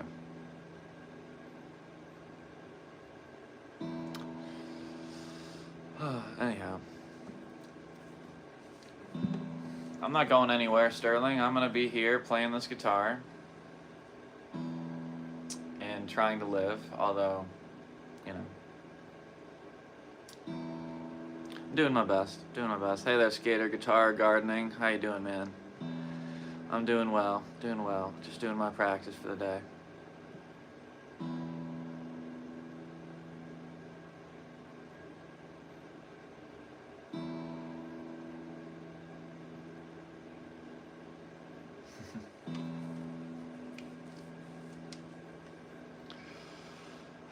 Smiling is a form of health.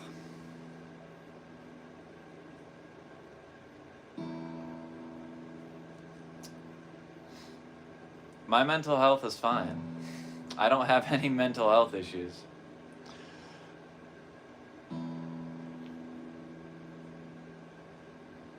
The most powerful thing for mental health is choosing to feel a certain way. You don't need drugs, you don't need anything magical. You just choose to feel a certain way. How do I know that? Because I do eat right. I do sleep the right amount. I eat healthy and I sleep the right amount. I do everything the doctors told me to do, and I'm still in a physically miserable state.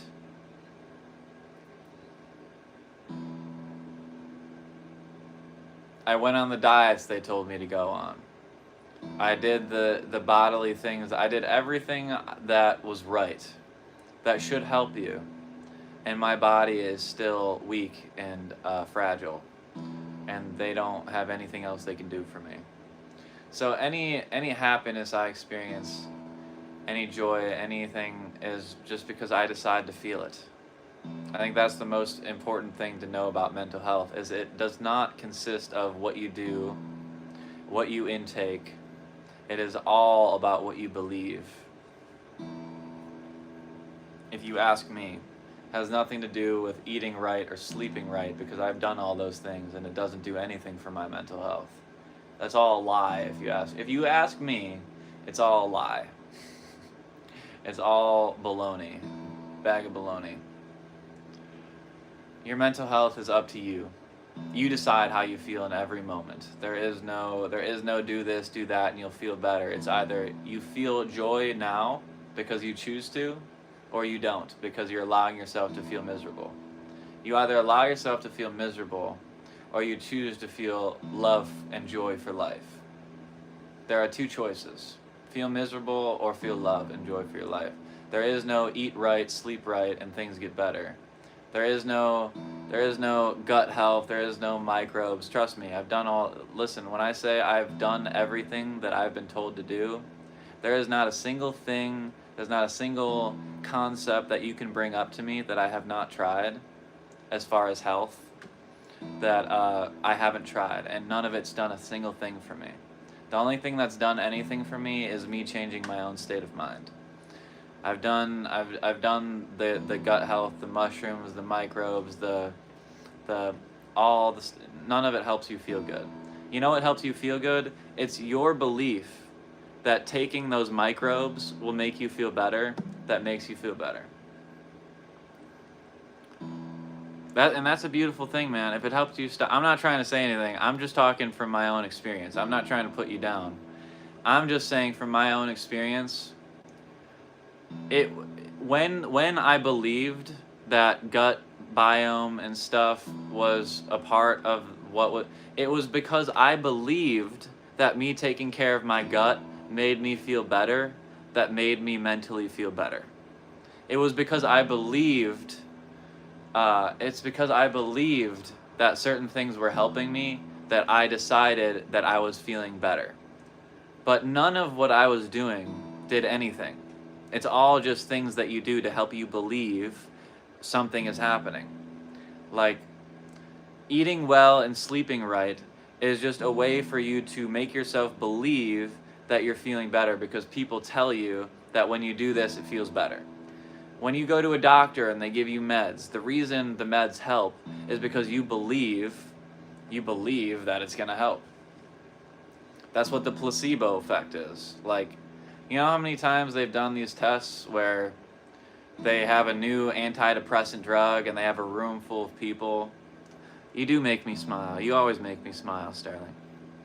They have a room full of people and they give a new antidepressant drug, right? Half the people are given the new drug, half the people are given a sugar pill. And plenty of the people that got the sugar pill swear that they are feeling better because they believe they got a medication that's going to help them feel better. It's all about your own belief. Medications, procedure, like all these things, like, is to help you believe. You know, like some things are important. Like if you break your arm, you should probably get it in a cast. You know, if your hip if your hip is rotting and infected, then you should probably get a hip replacement.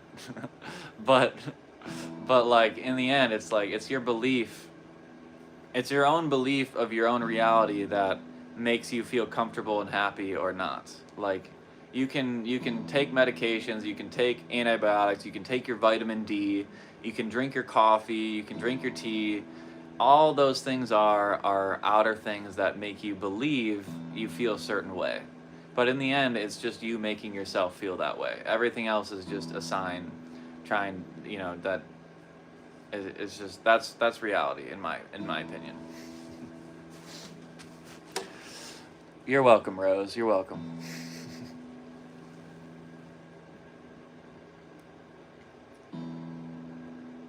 You stopped drinking because it was a roller coaster. Like for me, happy when drinking, sad when not. I mean, drinking and drugs is another thing. Drinking and drugs put you in a state where you don't think. It's like it just removes you from the equation.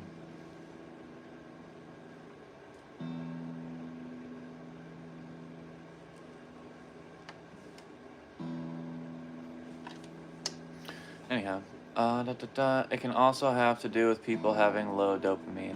I think that's just that. Listen. Science has now proven, like low dopamine. That's baloney. It just is. It's a lie. There's no such thing. There is your own belief that you're unhappy. And when you're unhappy, there's low dopamine. Dopamine is something that your brain receives as a reward system. You're not supposed to be jumping up and down with dopamine all the time. I believed for a while that I had low dopamine. I had low brain chemicals because that's what I was told. And you know what the doctors did? They put me on 8 or 9 medications that filled me up with dopamine and serotonin and GABA this and GABA that. I was drugged by the government. I was so drugged by the government that I could barely function. Like I was sleepwalking through my life because all the drugs I was on basically took over my consciousness and made decisions for me. It's like low dopamine my ass. Like they don't know. And you know what my therapist even told me? He's like, I'm going to be honest with you. Meds in the psychiatric health industry are no better than scientists sprinkling drugs on rats. That's what my therapist told me. My therapist told me essentially what medications are. It's like experimentation with humans. And not like they're wanting to experiment with humans. It's that we're humans trying to help other humans. And he's like, we don't know what these drugs do. We're just trying to help each other. But in the end, the medical industry is a big rat test. And not because it's purposely a rat test. It's not like they're just testing things on us. It's that the medical industry is a test. We don't know what we're doing. My doctor told me that. He's like, we don't know what we're doing. I can give this same drug to 10 people and they'll all react completely differently. So when I sprinkle this drug on you, I'm not going to lie to you when I say I have no idea what it's going to do to you. Like, this drug that I'm going to sprinkle on you could make you suicidal. It could make you feel happy. It could make you hallucinate. It could make you hate your parents. I don't know. It could do anything. And he did not lie to me about that. Like, so even my own therapist told me the medical industry is no better than doctors sprinkling drugs on you and seeing what happens. It's the truth. It's the truth. It's a sad truth. So I don't trust doctors. Not because they don't have good intentions, but, let's see. Have I ever felt so happy before? I'm feeling happy. I feel happy. I allow myself to feel happy because there's always beauty in the world. There's always joy to be found. Always.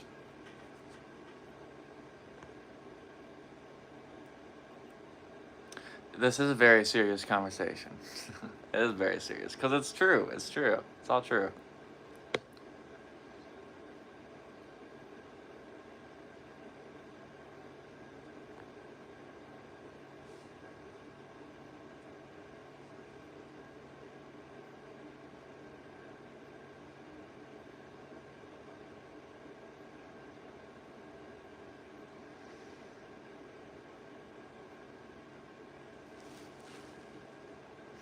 Listen, if you're a human, if you're here and you're human, you have mental health issues. Okay? Mental health issues are the issue of the mind. Okay? So everybody has mental health issues. Okay? To believe that drugs or a doctor can help you fix them is naive. And I was naive once. Because you feel down, they call it depression. Because you have thoughts that you don't want to experience, they call it intrusive thoughts. Because you're anxious about something, they call it anxiety. Because you're anxious and you don't know why, they call it generalized anxiety. Because you're having suicidal thoughts, they call you suicidal. Because you're thinking things that don't exist in your reality, they call you psychosis. They call you schizophrenic. They call you schizo-affective. None of these things are different from anybody else's experience. Everybody feels down. Everybody has thoughts that are intrusive that they don't want to think. Everybody has moments where they think of harming somebody, like hurting somebody because of hatred, or hurting themselves because of self-hatred. Everybody experiences all of these things. Every human that exists experiences all of these things to different levels. So to call it mental health issue, is, I don't know, it's kind of strong. Do I have, I don't want to call it mental health. It's just being a human.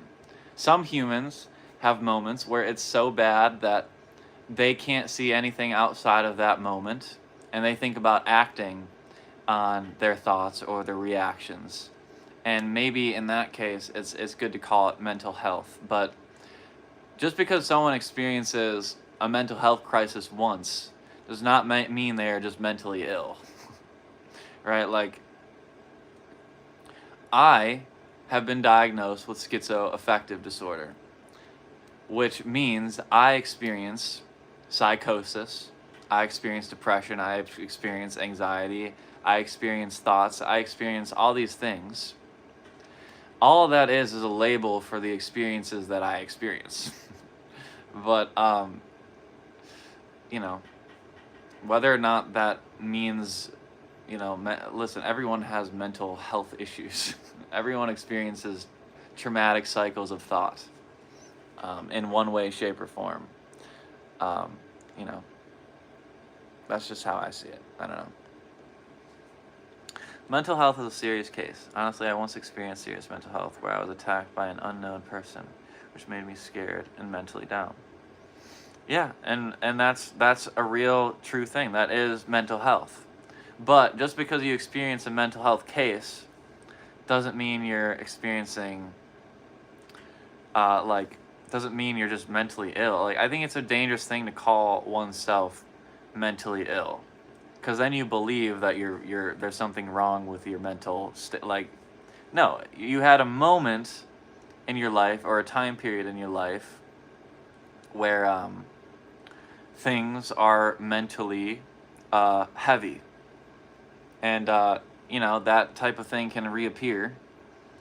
But in the end, I don't think it has to do with someone being mentally ill. It's just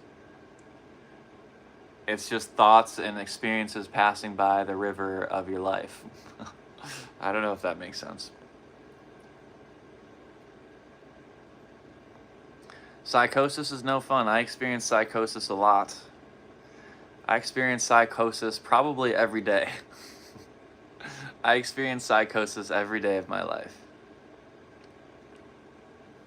I experience schizo-affective, what's it called? Schizo-affective,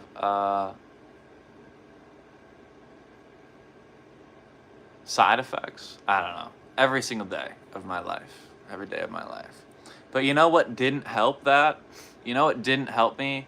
Psychiatric meds. You know what I still experienced while I was on all of the meds they gave me? Psychosis. You know what the difference was? The drugs made me so out of my own mind that I couldn't even react to my own mental health crisis. It was like the drugs dulled my brain down so much that I couldn't react to my own experience. But now I experience the psychosis and I deal with it instead of just ignoring it with drugs. Drugs are a good way to help ignore. Psychosis.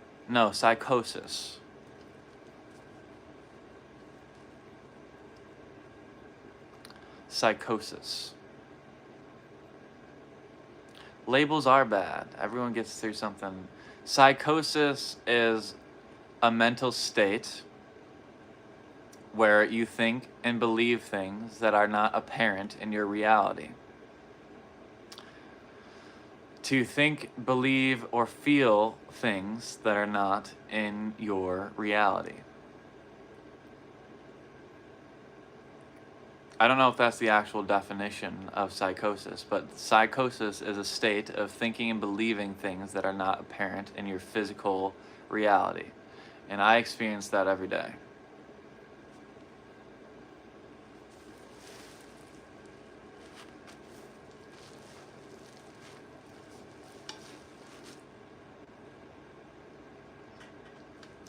Ow, just hit my knee.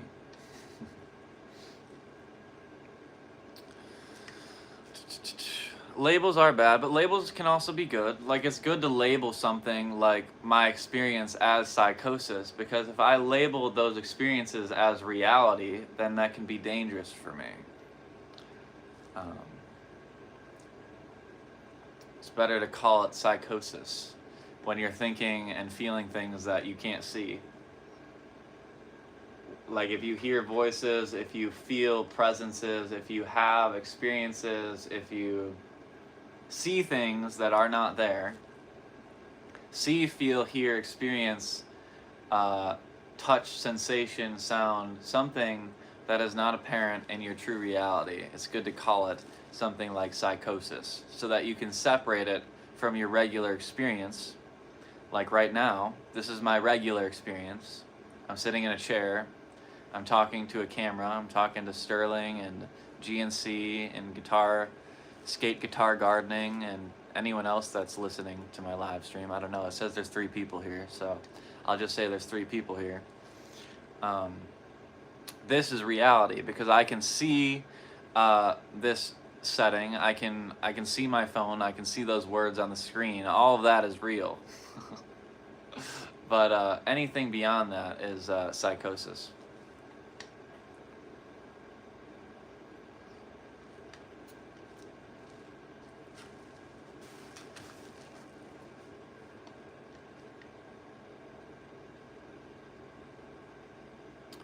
It is. Labels are bad because a label is a generalization. I don't know. Did I miss something?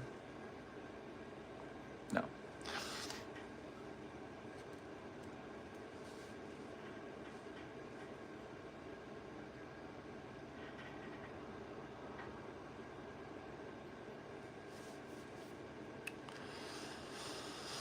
Wherever we go, all the places I visit, every smile and new horizon never seen. There are people around the world, different faces, different names, but there's one true emotion that reminds me of. Well, everywhere I go, and all the places I visit, and every smile and horizon I ever see, and all the people around the world and their different faces, they all remind me of God. They all remind me of God. They all remind me of love. They all remind me of sacred energy. Even when they feel like they're giving off bad vibes.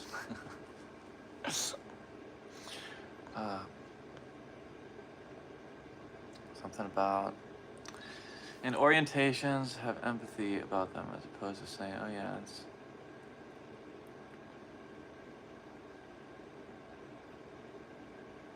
Yeah, it's bad to just say something as a label. Yeah, it's you aren't you aren't a label. A label just helps you deal. A label helps you deal with a situation. Like me having the label of schizo-affective helps me deal with the situations in which the schizo-affective properties are being experienced.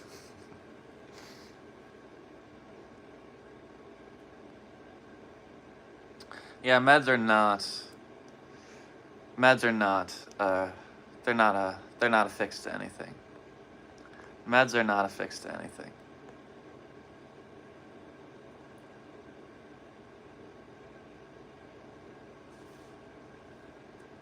Everyone does have their own vibe they give off. Everyone's got their own vibe because everyone's unique. We're all exactly the same, but we're all unique.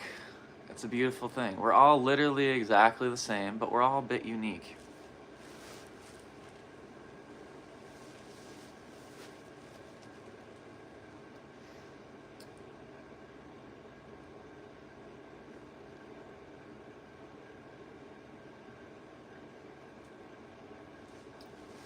I think talk therapy is far more powerful than medications.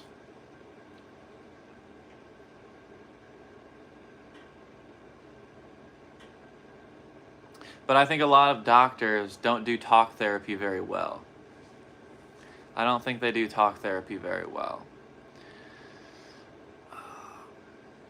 And that's not their fault, but talk therapy only works when it's done well and intimately.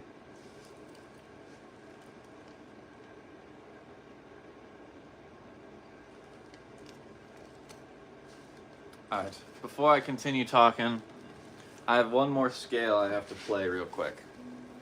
So, I'm gonna play this scale real quick. Give it like I'll do like 5 minutes in this scale. Locrian, which is this one.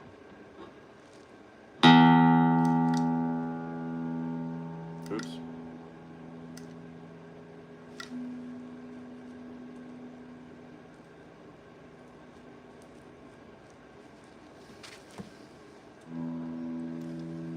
Alright, just 5 minutes.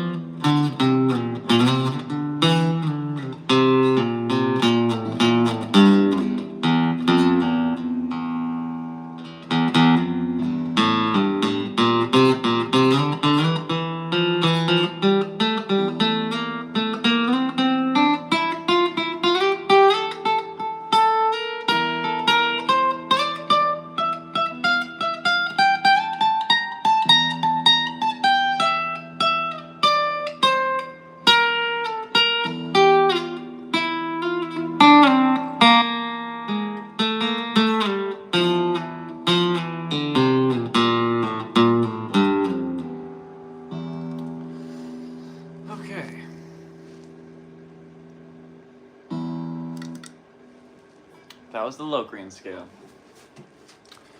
Next, I'm going to work on Somewhere Over the Rainbow, although I've been going for a while. I should probably take a break soon. But let's see what I miss.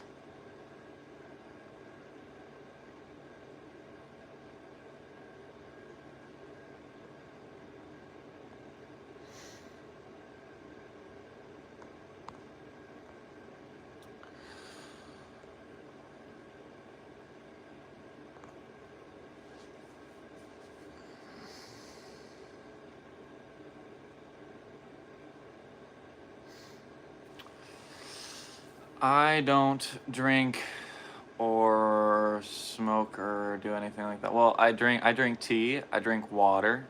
I drink tea, I drink water. I do smoke marijuana. I have medical marijuana for all the pain that I feel. Although I don't like to use it often because it makes me exhausted further than I already am tired. It really exhausts my body. But it also helps me eat. It helps me eat and it helps me sleep. So I use medical marijuana, but I don't smoke or do energy drinks or anything like that. I just, I drink tea. I drink tea. That's all I like to drink. I like to drink my tea and my water. Where's my water? Here's my water. Tea and water.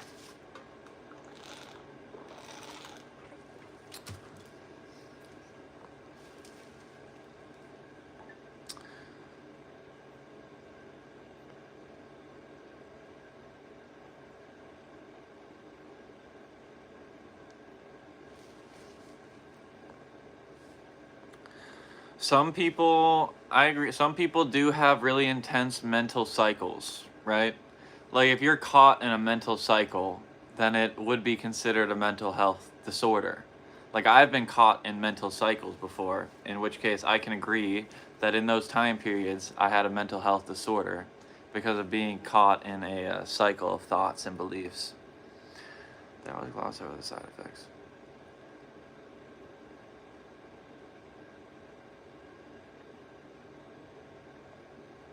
The side effects of those drugs, pretty much all of the drugs, turn you into a zombie. They turned me into a zombie. They absolutely turned me into a zombie. But I was put on a big handful of medications, so many that it's kind of sickening. I was on a bunch of meds, but hey.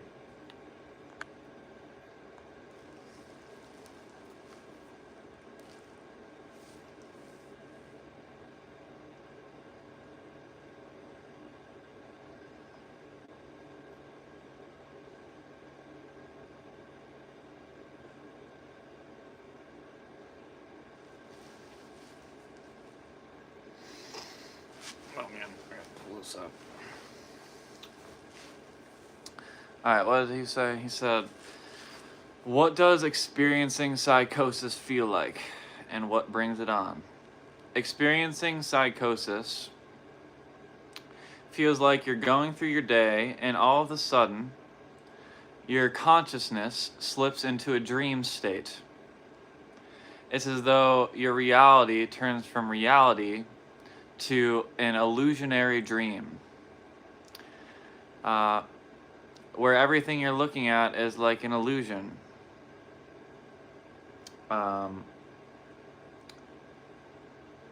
It's like everything goes from being real to not real. And when you slip into the state of mind of being in an illusionary state, you can start to hear things and feel things and see things that don't actually exist in your reality, because you're switching from perceiving what is in front of you to your mind literally falling into a dream state. And your visual and auditory cortex, your brain, likely begins to light up like a Christmas tree and react. And it's as though what I'm perceiving is distorted and not reality. I don't know how to explain it other than that. It's about the best way I can explain it. Reality becomes an illusion, and then everything else you experience is illusionary or illusory. I hope that makes sense. You asked a lot of questions. Let's just skip some of this stuff.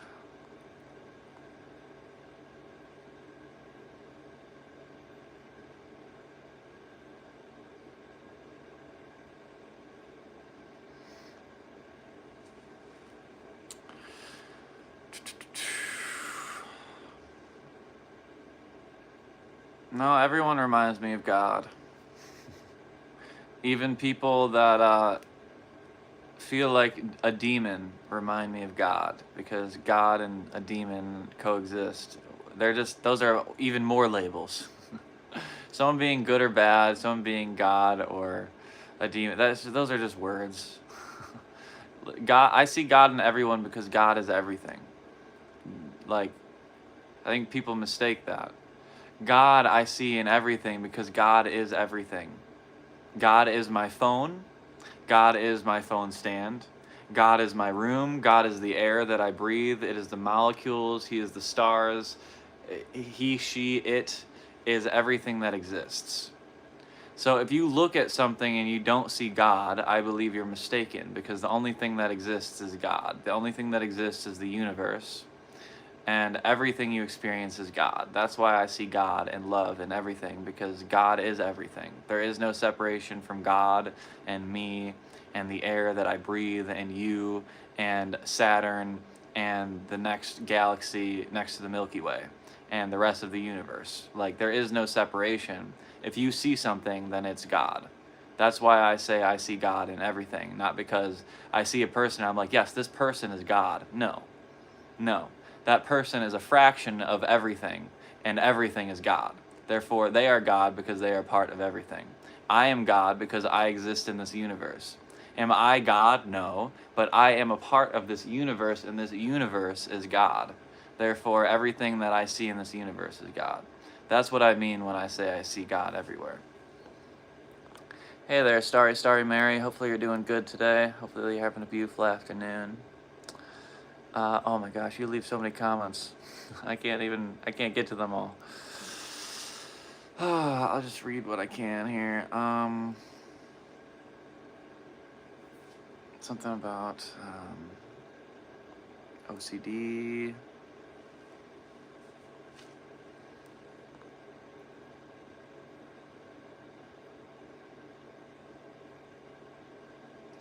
What are you talking about? Talk therapy? Listen, I don't think there's anyone that has a natural gift with helping with talk therapy. And if you do, I think you may be mistaken, because every single person you can talk to needs to be talked to differently. I don't think anyone has a natural ability to do anything in this world, including talk therapy. But if you are, hey, all the best to you, my friend. I hope you help a lot of people. I really, truly do. Although I don't think anyone's naturally good at that. You need to be trained. I think you need to be trained to be good at that. As with anything in life, if you want to be good at it, you have to put exponential amounts of time into it. Nobody is naturally good at helpfully talking to someone, because everybody needs to be talked to differently. You need to see things from their perspective. Nice outfit. Thanks, man. I don't... I feel like that's sarcasm, but hey, whatever. I'm comfortable. I like how I feel and what I wear. If you think it's a funny outfit, that's fine, bro. That's fine.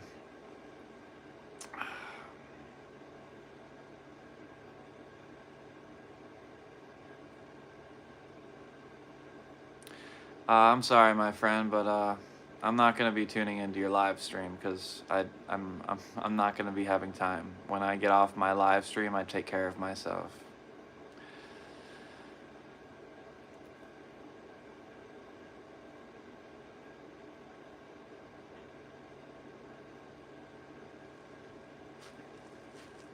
Every time I accidentally play a song while I'm improvising, I try not to play it. The point of improvising is to explore tension and release. It is to explore movements. The point of improvising isn't to find melodies that already exist. So whenever I play a melody that already exists on accident, which I have done many times, I've played something that is a song already, I veer away from it. But everything you play in improvisation, when you're truly improvising, see, people say noodling, but noodling and improvisation are different. They are remarkably different. Noodling is randomly playing. Noodling on an instrument is randomly playing and building ideas. Improvisation is a structured approach to playing the guitar.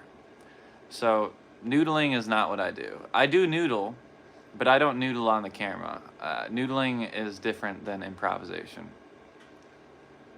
Noodling is randomly playing. Improvisation is like if I'm playing a mode, if I'm playing Dorian minor, if I'm playing a mode, that's not noodling. That's improvisation. If I'm playing with a structured set of shapes, that's improvisation. If I'm playing within a structure, that is improvisation.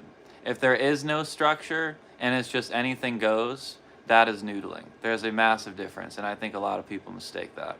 A lot of people call their playing noodling, but it's only noodling if you're truly noodling. Like if you have no structure to what you're doing and there is no purpose behind what you're doing, it's noodling. If there is structure and there's purpose, it is either improvisation or practice. Everything I do is improvisation or practice. Noodling is randomly playing the guitar. There's just a big difference.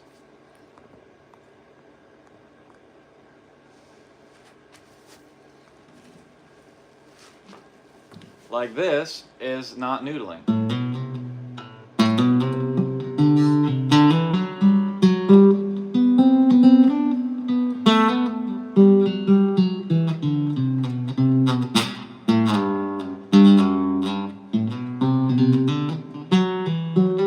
This is me practicing a scale. I can either practice a scale like this, which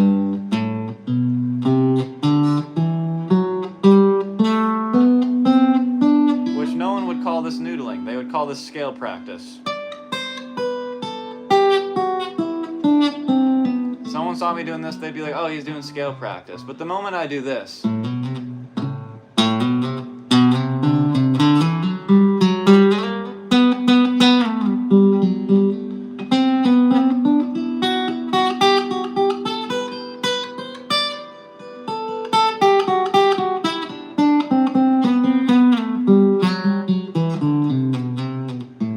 people call it noodling.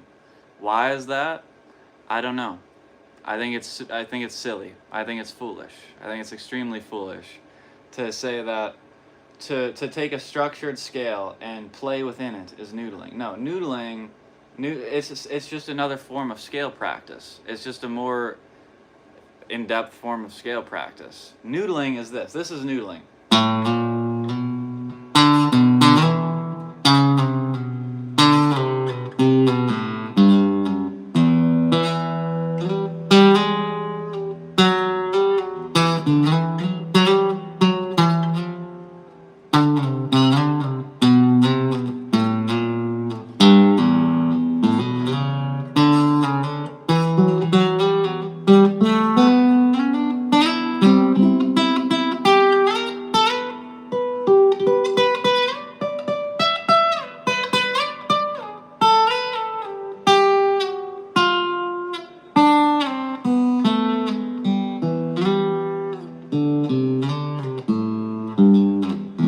That was completely random.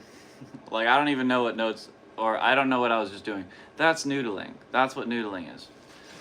You can either do improvisation or scale practice, or you can noodle. I don't know.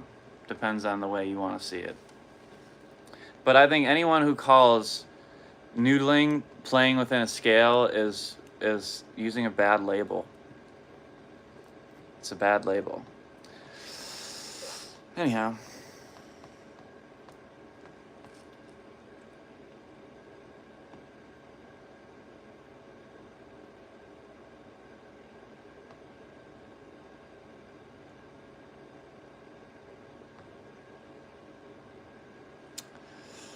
Improvising is a skill. Improvising is a skill. In order to improvise, you have to hold, you have to have like a motif, an idea, a vibe that you're playing.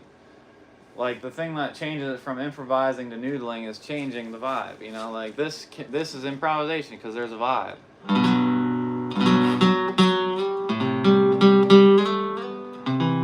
But if I just change the vibe randomly,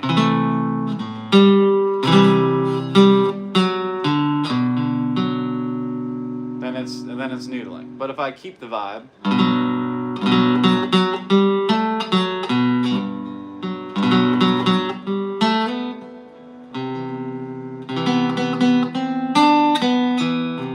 now I'm improvising.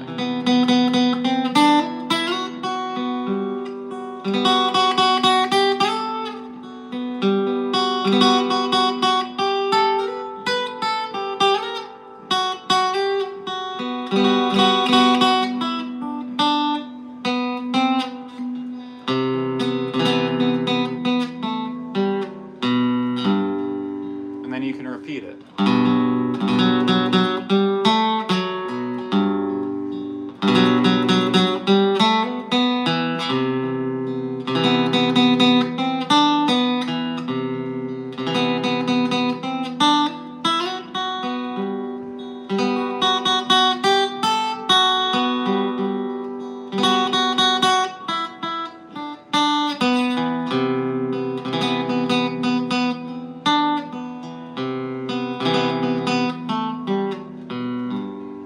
And then you can shift where you land.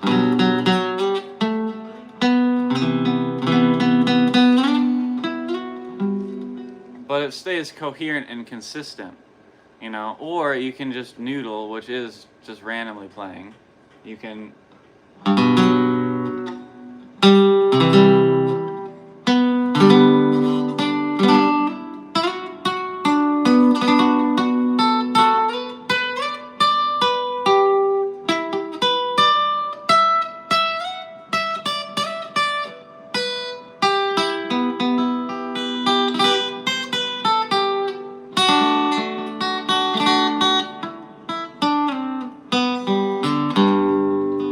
grabbing whatever shape you want to grab. It's like, that's noodling. If you ask me, noodling is just grabbing whatever shape you can think of.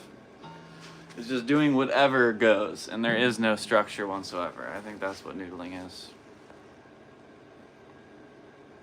But I don't know, that's just if you ask me.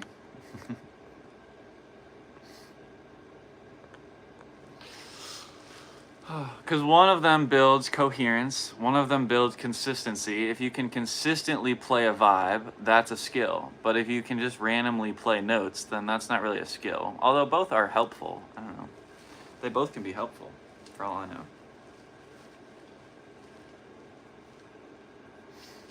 Hopefully you guys are all having a beautiful day, everyone in here. I'm not sure who's still in here, but... I assume GNC, Starry, and Sterling are still here, but I don't know.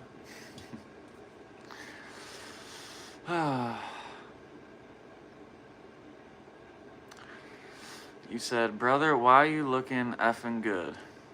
I don't know, man. It's been a great day. I'm glad to hear that. I'm glad to hear that. I'm very glad to hear that.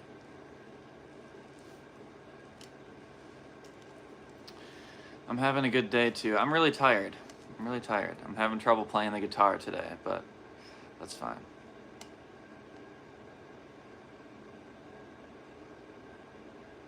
My day is good so far, my friend. My day is good so far.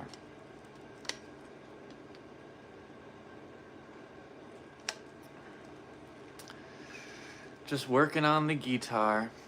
Just working on the guitar.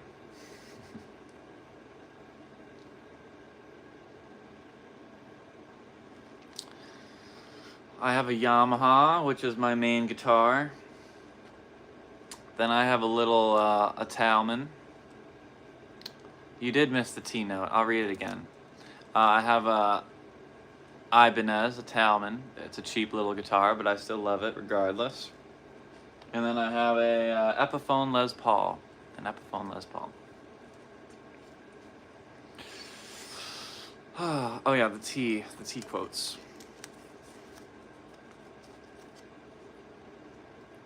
The essence of life is to communicate love.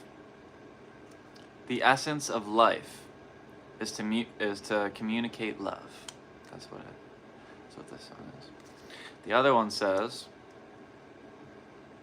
gratitude is not about what is received. It's about how you receive what is there. Gratitude is not about what is received. It's about how you receive what is there.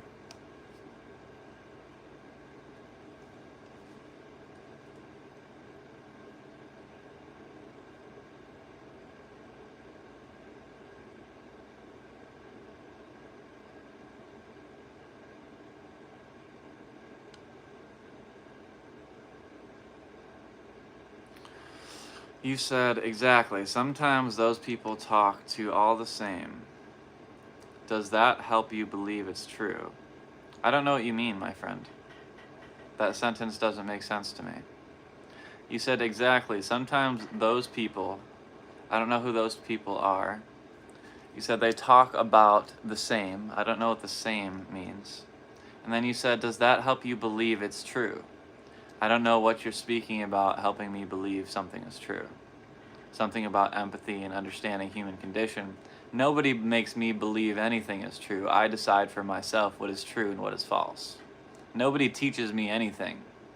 The only thing someone can do is suggest something to be true, and I can either decide for myself if it's true or not. I can decide on my own human condition. I can understand human condition based off of my own perspective. It has nothing to do with anybody else.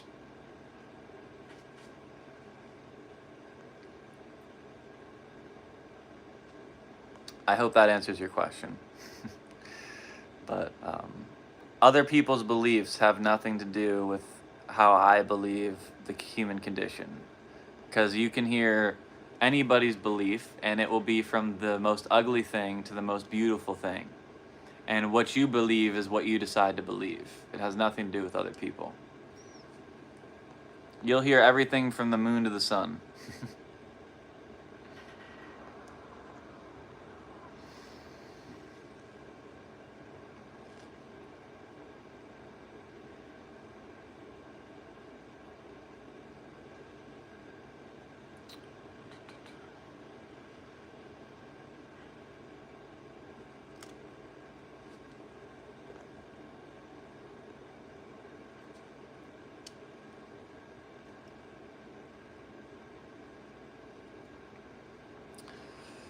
If you noodle, you're not using theory.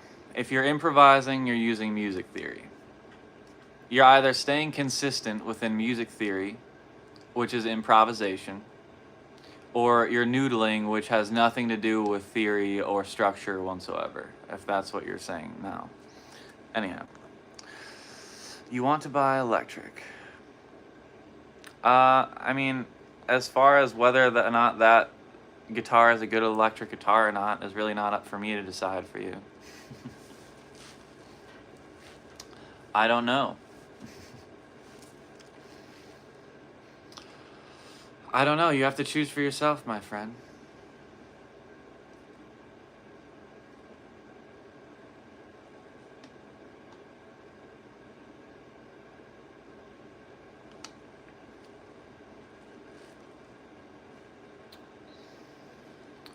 I don't even noodle off camera. There's no point in noodling. Noodling is random movements that don't connect. Everything I do on the guitar is structured and everything connects with each other. Every chord, every scale, every single thing I do is structured. There is no noodling that I do. Everything that I do is practice. There is no noodle. There is scale practice, chord switching drills, mobility drills. Everything has a purpose. If it has a purpose, it's not noodling. If you play with no purpose, it's noodling. Purposeful playing of the guitar is a practice, or an improvisation, or an exercise. Randomly playing the guitar is noodling.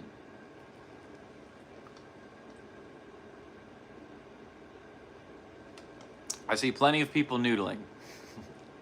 They're randomly playing, they have no idea what music theory is, they're not using music theory, they're not staying in a tonal center, they're not staying within a progression logic, they're not staying in any sort of music theory logic. That is noodling. If you don't stay within any logic of music theory, then you are noodling. If there is no logic behind what you're doing, if there is no structure behind what you're doing, it's noodling. But, you know, if you have a structure at all, if there is a purpose to what you're playing, then it's not noodling. The thing that separates noodling from practice is whether or not it has a purpose.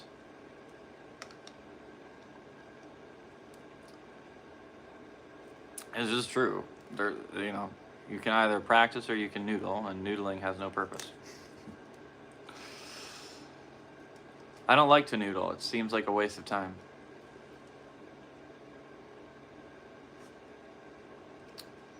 I'm sorry, my friend, but even if I search the guitar that you're asking me to search, I can't tell you whether or not it's going to be a good guitar. You have to go play it for yourself. I can't help you there, my friend. Can't help you.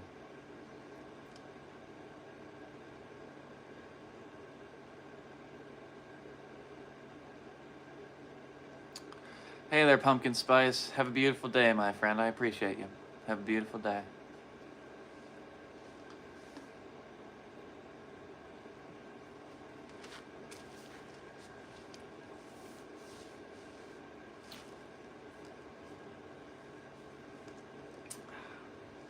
I like that name, Pumpkin Spice. I love pumpkins. Can't wait for more pumpkin spice stuff. Pumpkins are great.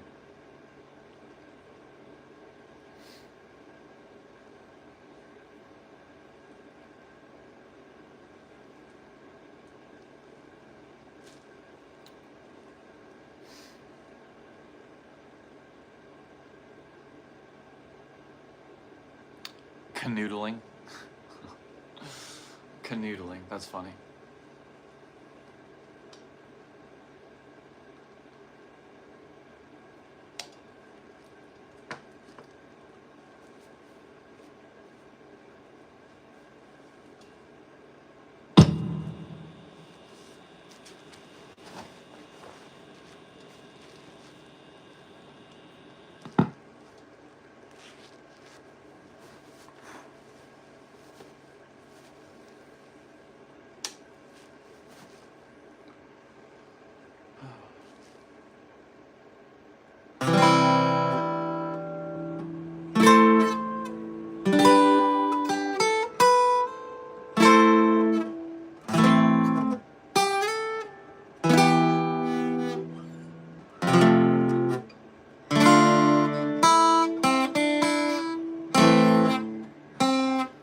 Oops.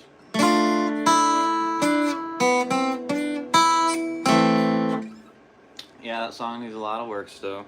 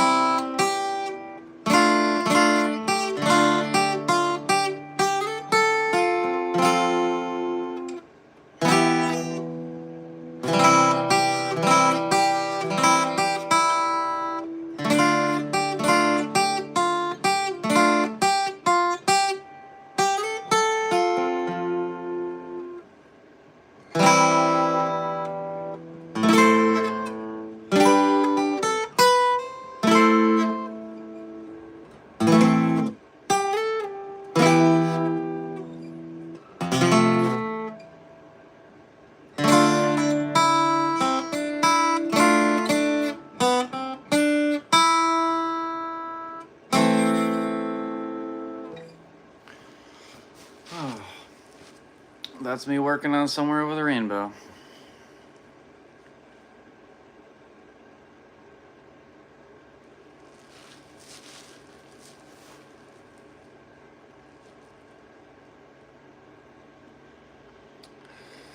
Maybe I should keep it plugged in. Sounds a bit better with that.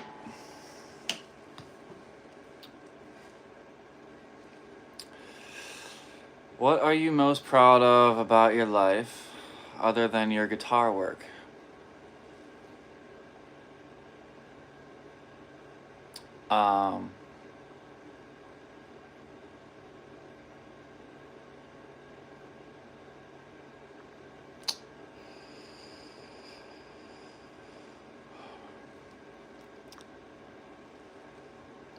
What I'm proud of is that I'm a man whose body is so weak that it's hard to stand and walk around. I can barely sleep. I can barely think. I can barely communicate without completely exhausting myself. I can't work a job right now. I can't do anything normal. I can't eat enough food to gain weight. I can't do anything that leads to my bodily health. But I choose to be happy anyways. That's what I'm proud of. The guitar is not what I'm most proud of in this world.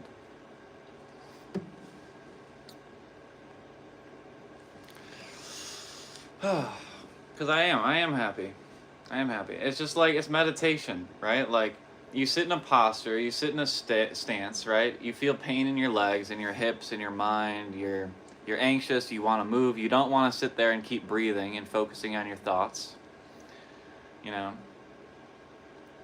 But you sit there and you focus on nothing, and except for your thoughts, and then peace arrives. That's my life.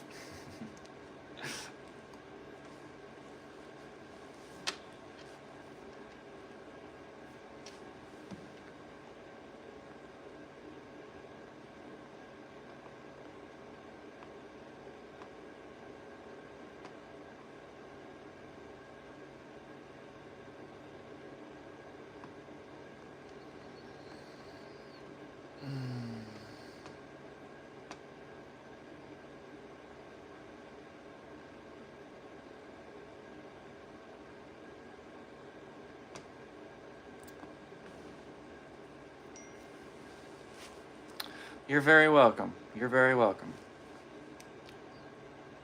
I am in general, I'm a grounded person. In general. You know.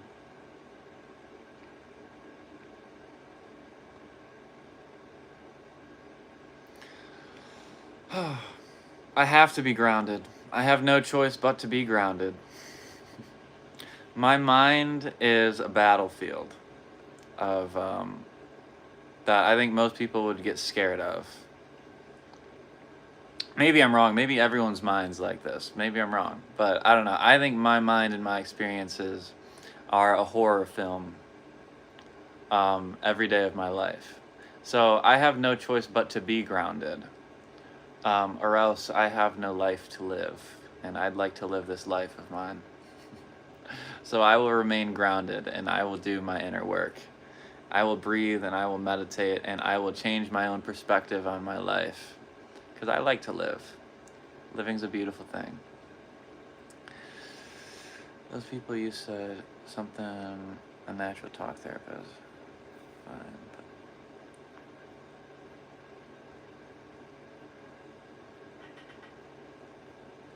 Fine. Listen, man, I just don't think... Listen, like, talk therapy is helpful, sure. I've done talk therapy when I was a kid. There's no therapy like being your own therapist. Be your own therapist. Be your own source of grounded energy. Relying on a therapist to talk you down or talk you up or make you feel comfortable about a situation, relying on a drug to do that, none of those things are helpful. They're just not. If you want to ask me, someone that's experienced it from the sun to the moon, since I was like 12 years old, dealing with the mental health industry, the most powerful thing you can do is help yourself. Take the power out of the doctor's hands. Don't let them choose what works for you. Don't let them medicate you. Don't let them doctor you into your own sanity. Do it yourself. And that's a hard thing to say. That's a really hard thing to say because I've been in a place where I probably would have been really upset if someone told me that. But it's the truth. The most powerful thing you can do is help yourself.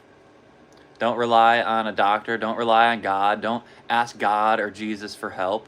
Don't say, I give all of my problems to Jesus and Jesus is going to fix all of my problems. God, I pray to you. I go to church and God's going to fix all of my... No, come on. Don't be ridiculous. God is the universe. Jesus is the universe. He's with you all the time. Going to church isn't going to save you. Going to church is just another way of seeing God. Like, you need to help yourself because God is within you. God is the energy that you have to spend. He's helping you by allowing you to live your life. That is what God does. He allows you to make decisions. He allows you to help yourself. He allows you to move through the world. If you want to be blessed, then use the blessing of the life that God and Jesus gave you. That is God. Like, you are God. You are Jesus. They live in you. They are you. You can't just pray to them and wish they save your life. They are within you. They're giving you the ability to save your own life. They're giving you the ability to work on yourself. That is God and Jesus. Don't just pray to God and be like, yes. Don't give your power to something outside of yourself because power is within you. There is no source of power outside of yourself. You are the power. It's just true. It's just true. It's just the truth.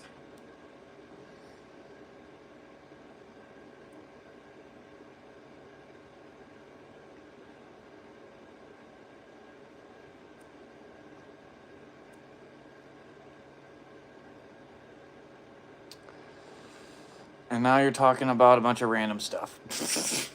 Alright, I'm gonna play. I'm gonna play my Somewhere Over the Rainbow. Let's practice a bit. I'm gonna go slow.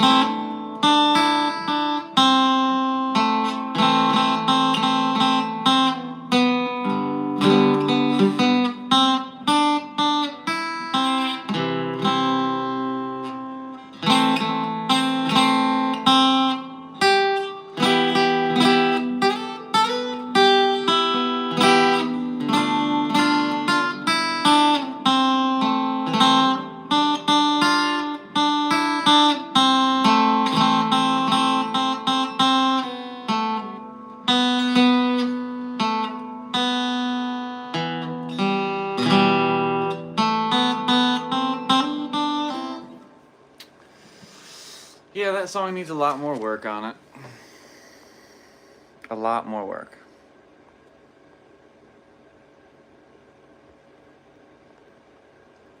Play Wonderwall. That's funny.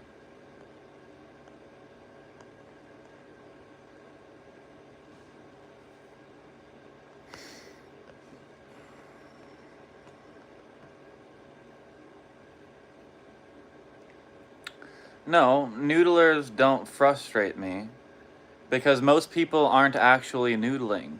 A lot of people say they're noodling when they're practicing a scale musically.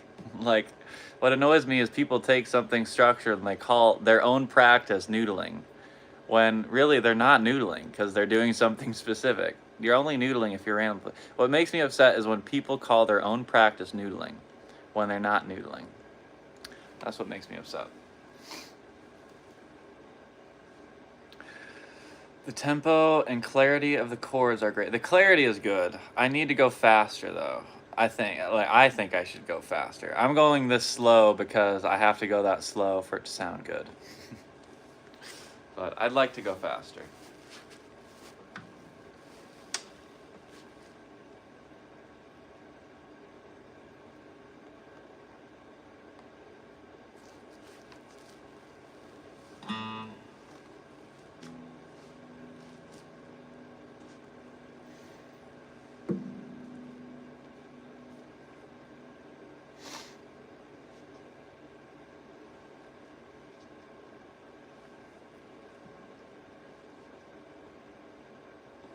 Let's see. We're doing pretty good though. We're doing pretty good.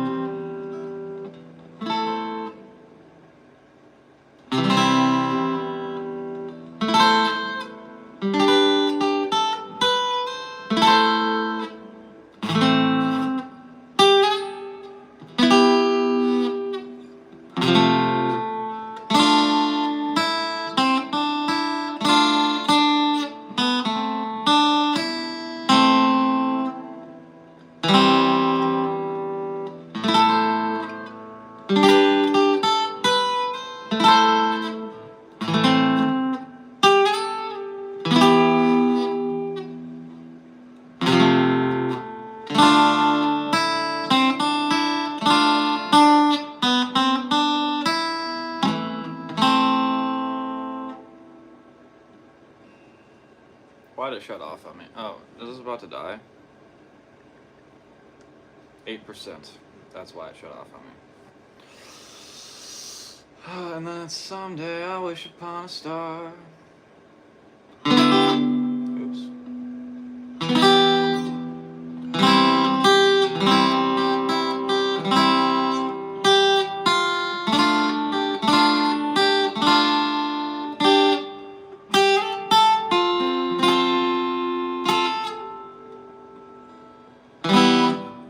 Okay.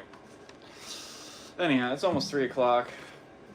I did my scale practice. I'll do more of this stuff later. I'll do more of Somewhere Over the Rainbow later.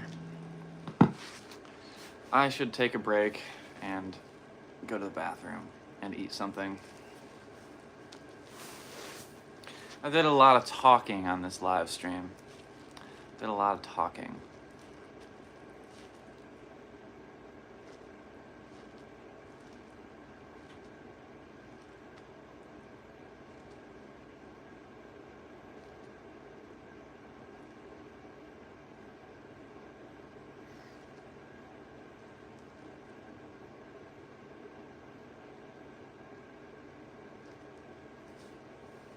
You're welcome, Starry Mary.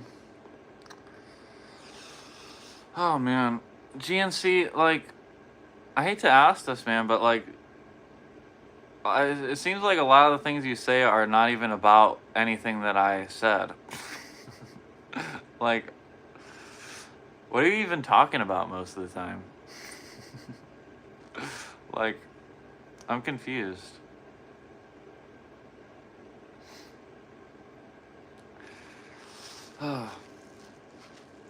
Is this a record long stream for me? No, I do 3 or 4 hour streams every single day. I'm here every single day for 3 or 4 hours at a time.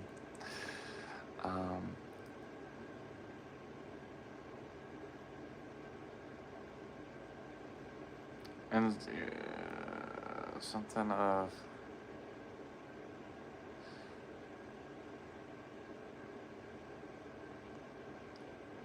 I don't know. I don't understand what you're talking about addiction there. I don't understand that. I don't know what you mean about sleep and empathy and something about something being great. I don't know what you're talking about sitting in a stance. Oh, you're grateful. I'm grateful you listened in, Starry Mary. I appreciate you.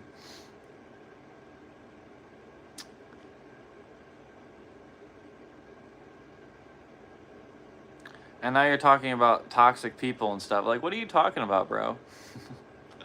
Like, you're saying random stuff. I wasn't talking about toxic people. That's you talking about toxic people. I don't know why you're saying you're proud of me. We weren't talking about anything. And now you're saying, what are you even talking about, man?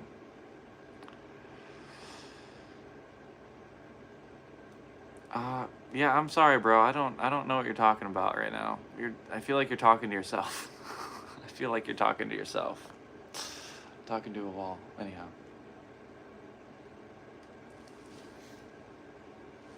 Oh no, my blanket's falling.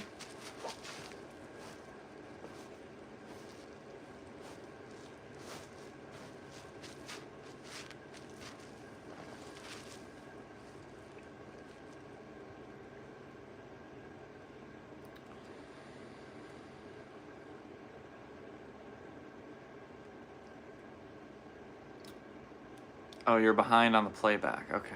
I don't know. Just a lot of the things you're saying seem completely random. Just saying. Hello there, Roy. Hello there, Jase Farase. Hopefully you guys are doing well. I'm about to get out of here for the day. Well, for the morning. Hopefully everyone has a beautiful day. I appreciate you all. Starry, and GNC. And I don't know who else is still in here. I don't know. I haven't seen Sterling say anything in a while, but I'll just say goodbye to the people that are here.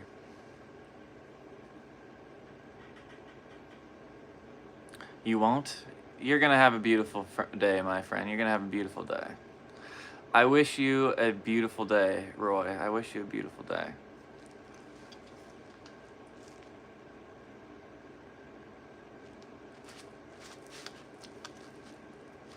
I will stay safe. There's nothing but safe. There's nothing but safe, man.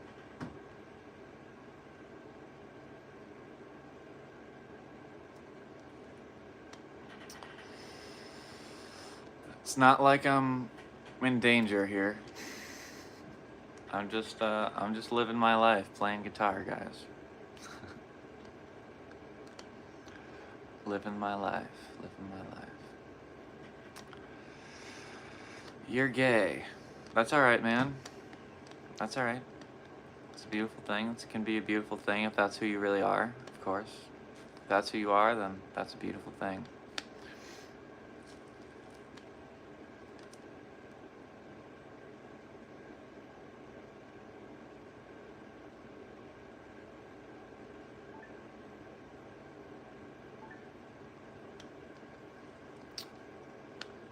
Anyhow, peace out, guys. I appreciate you.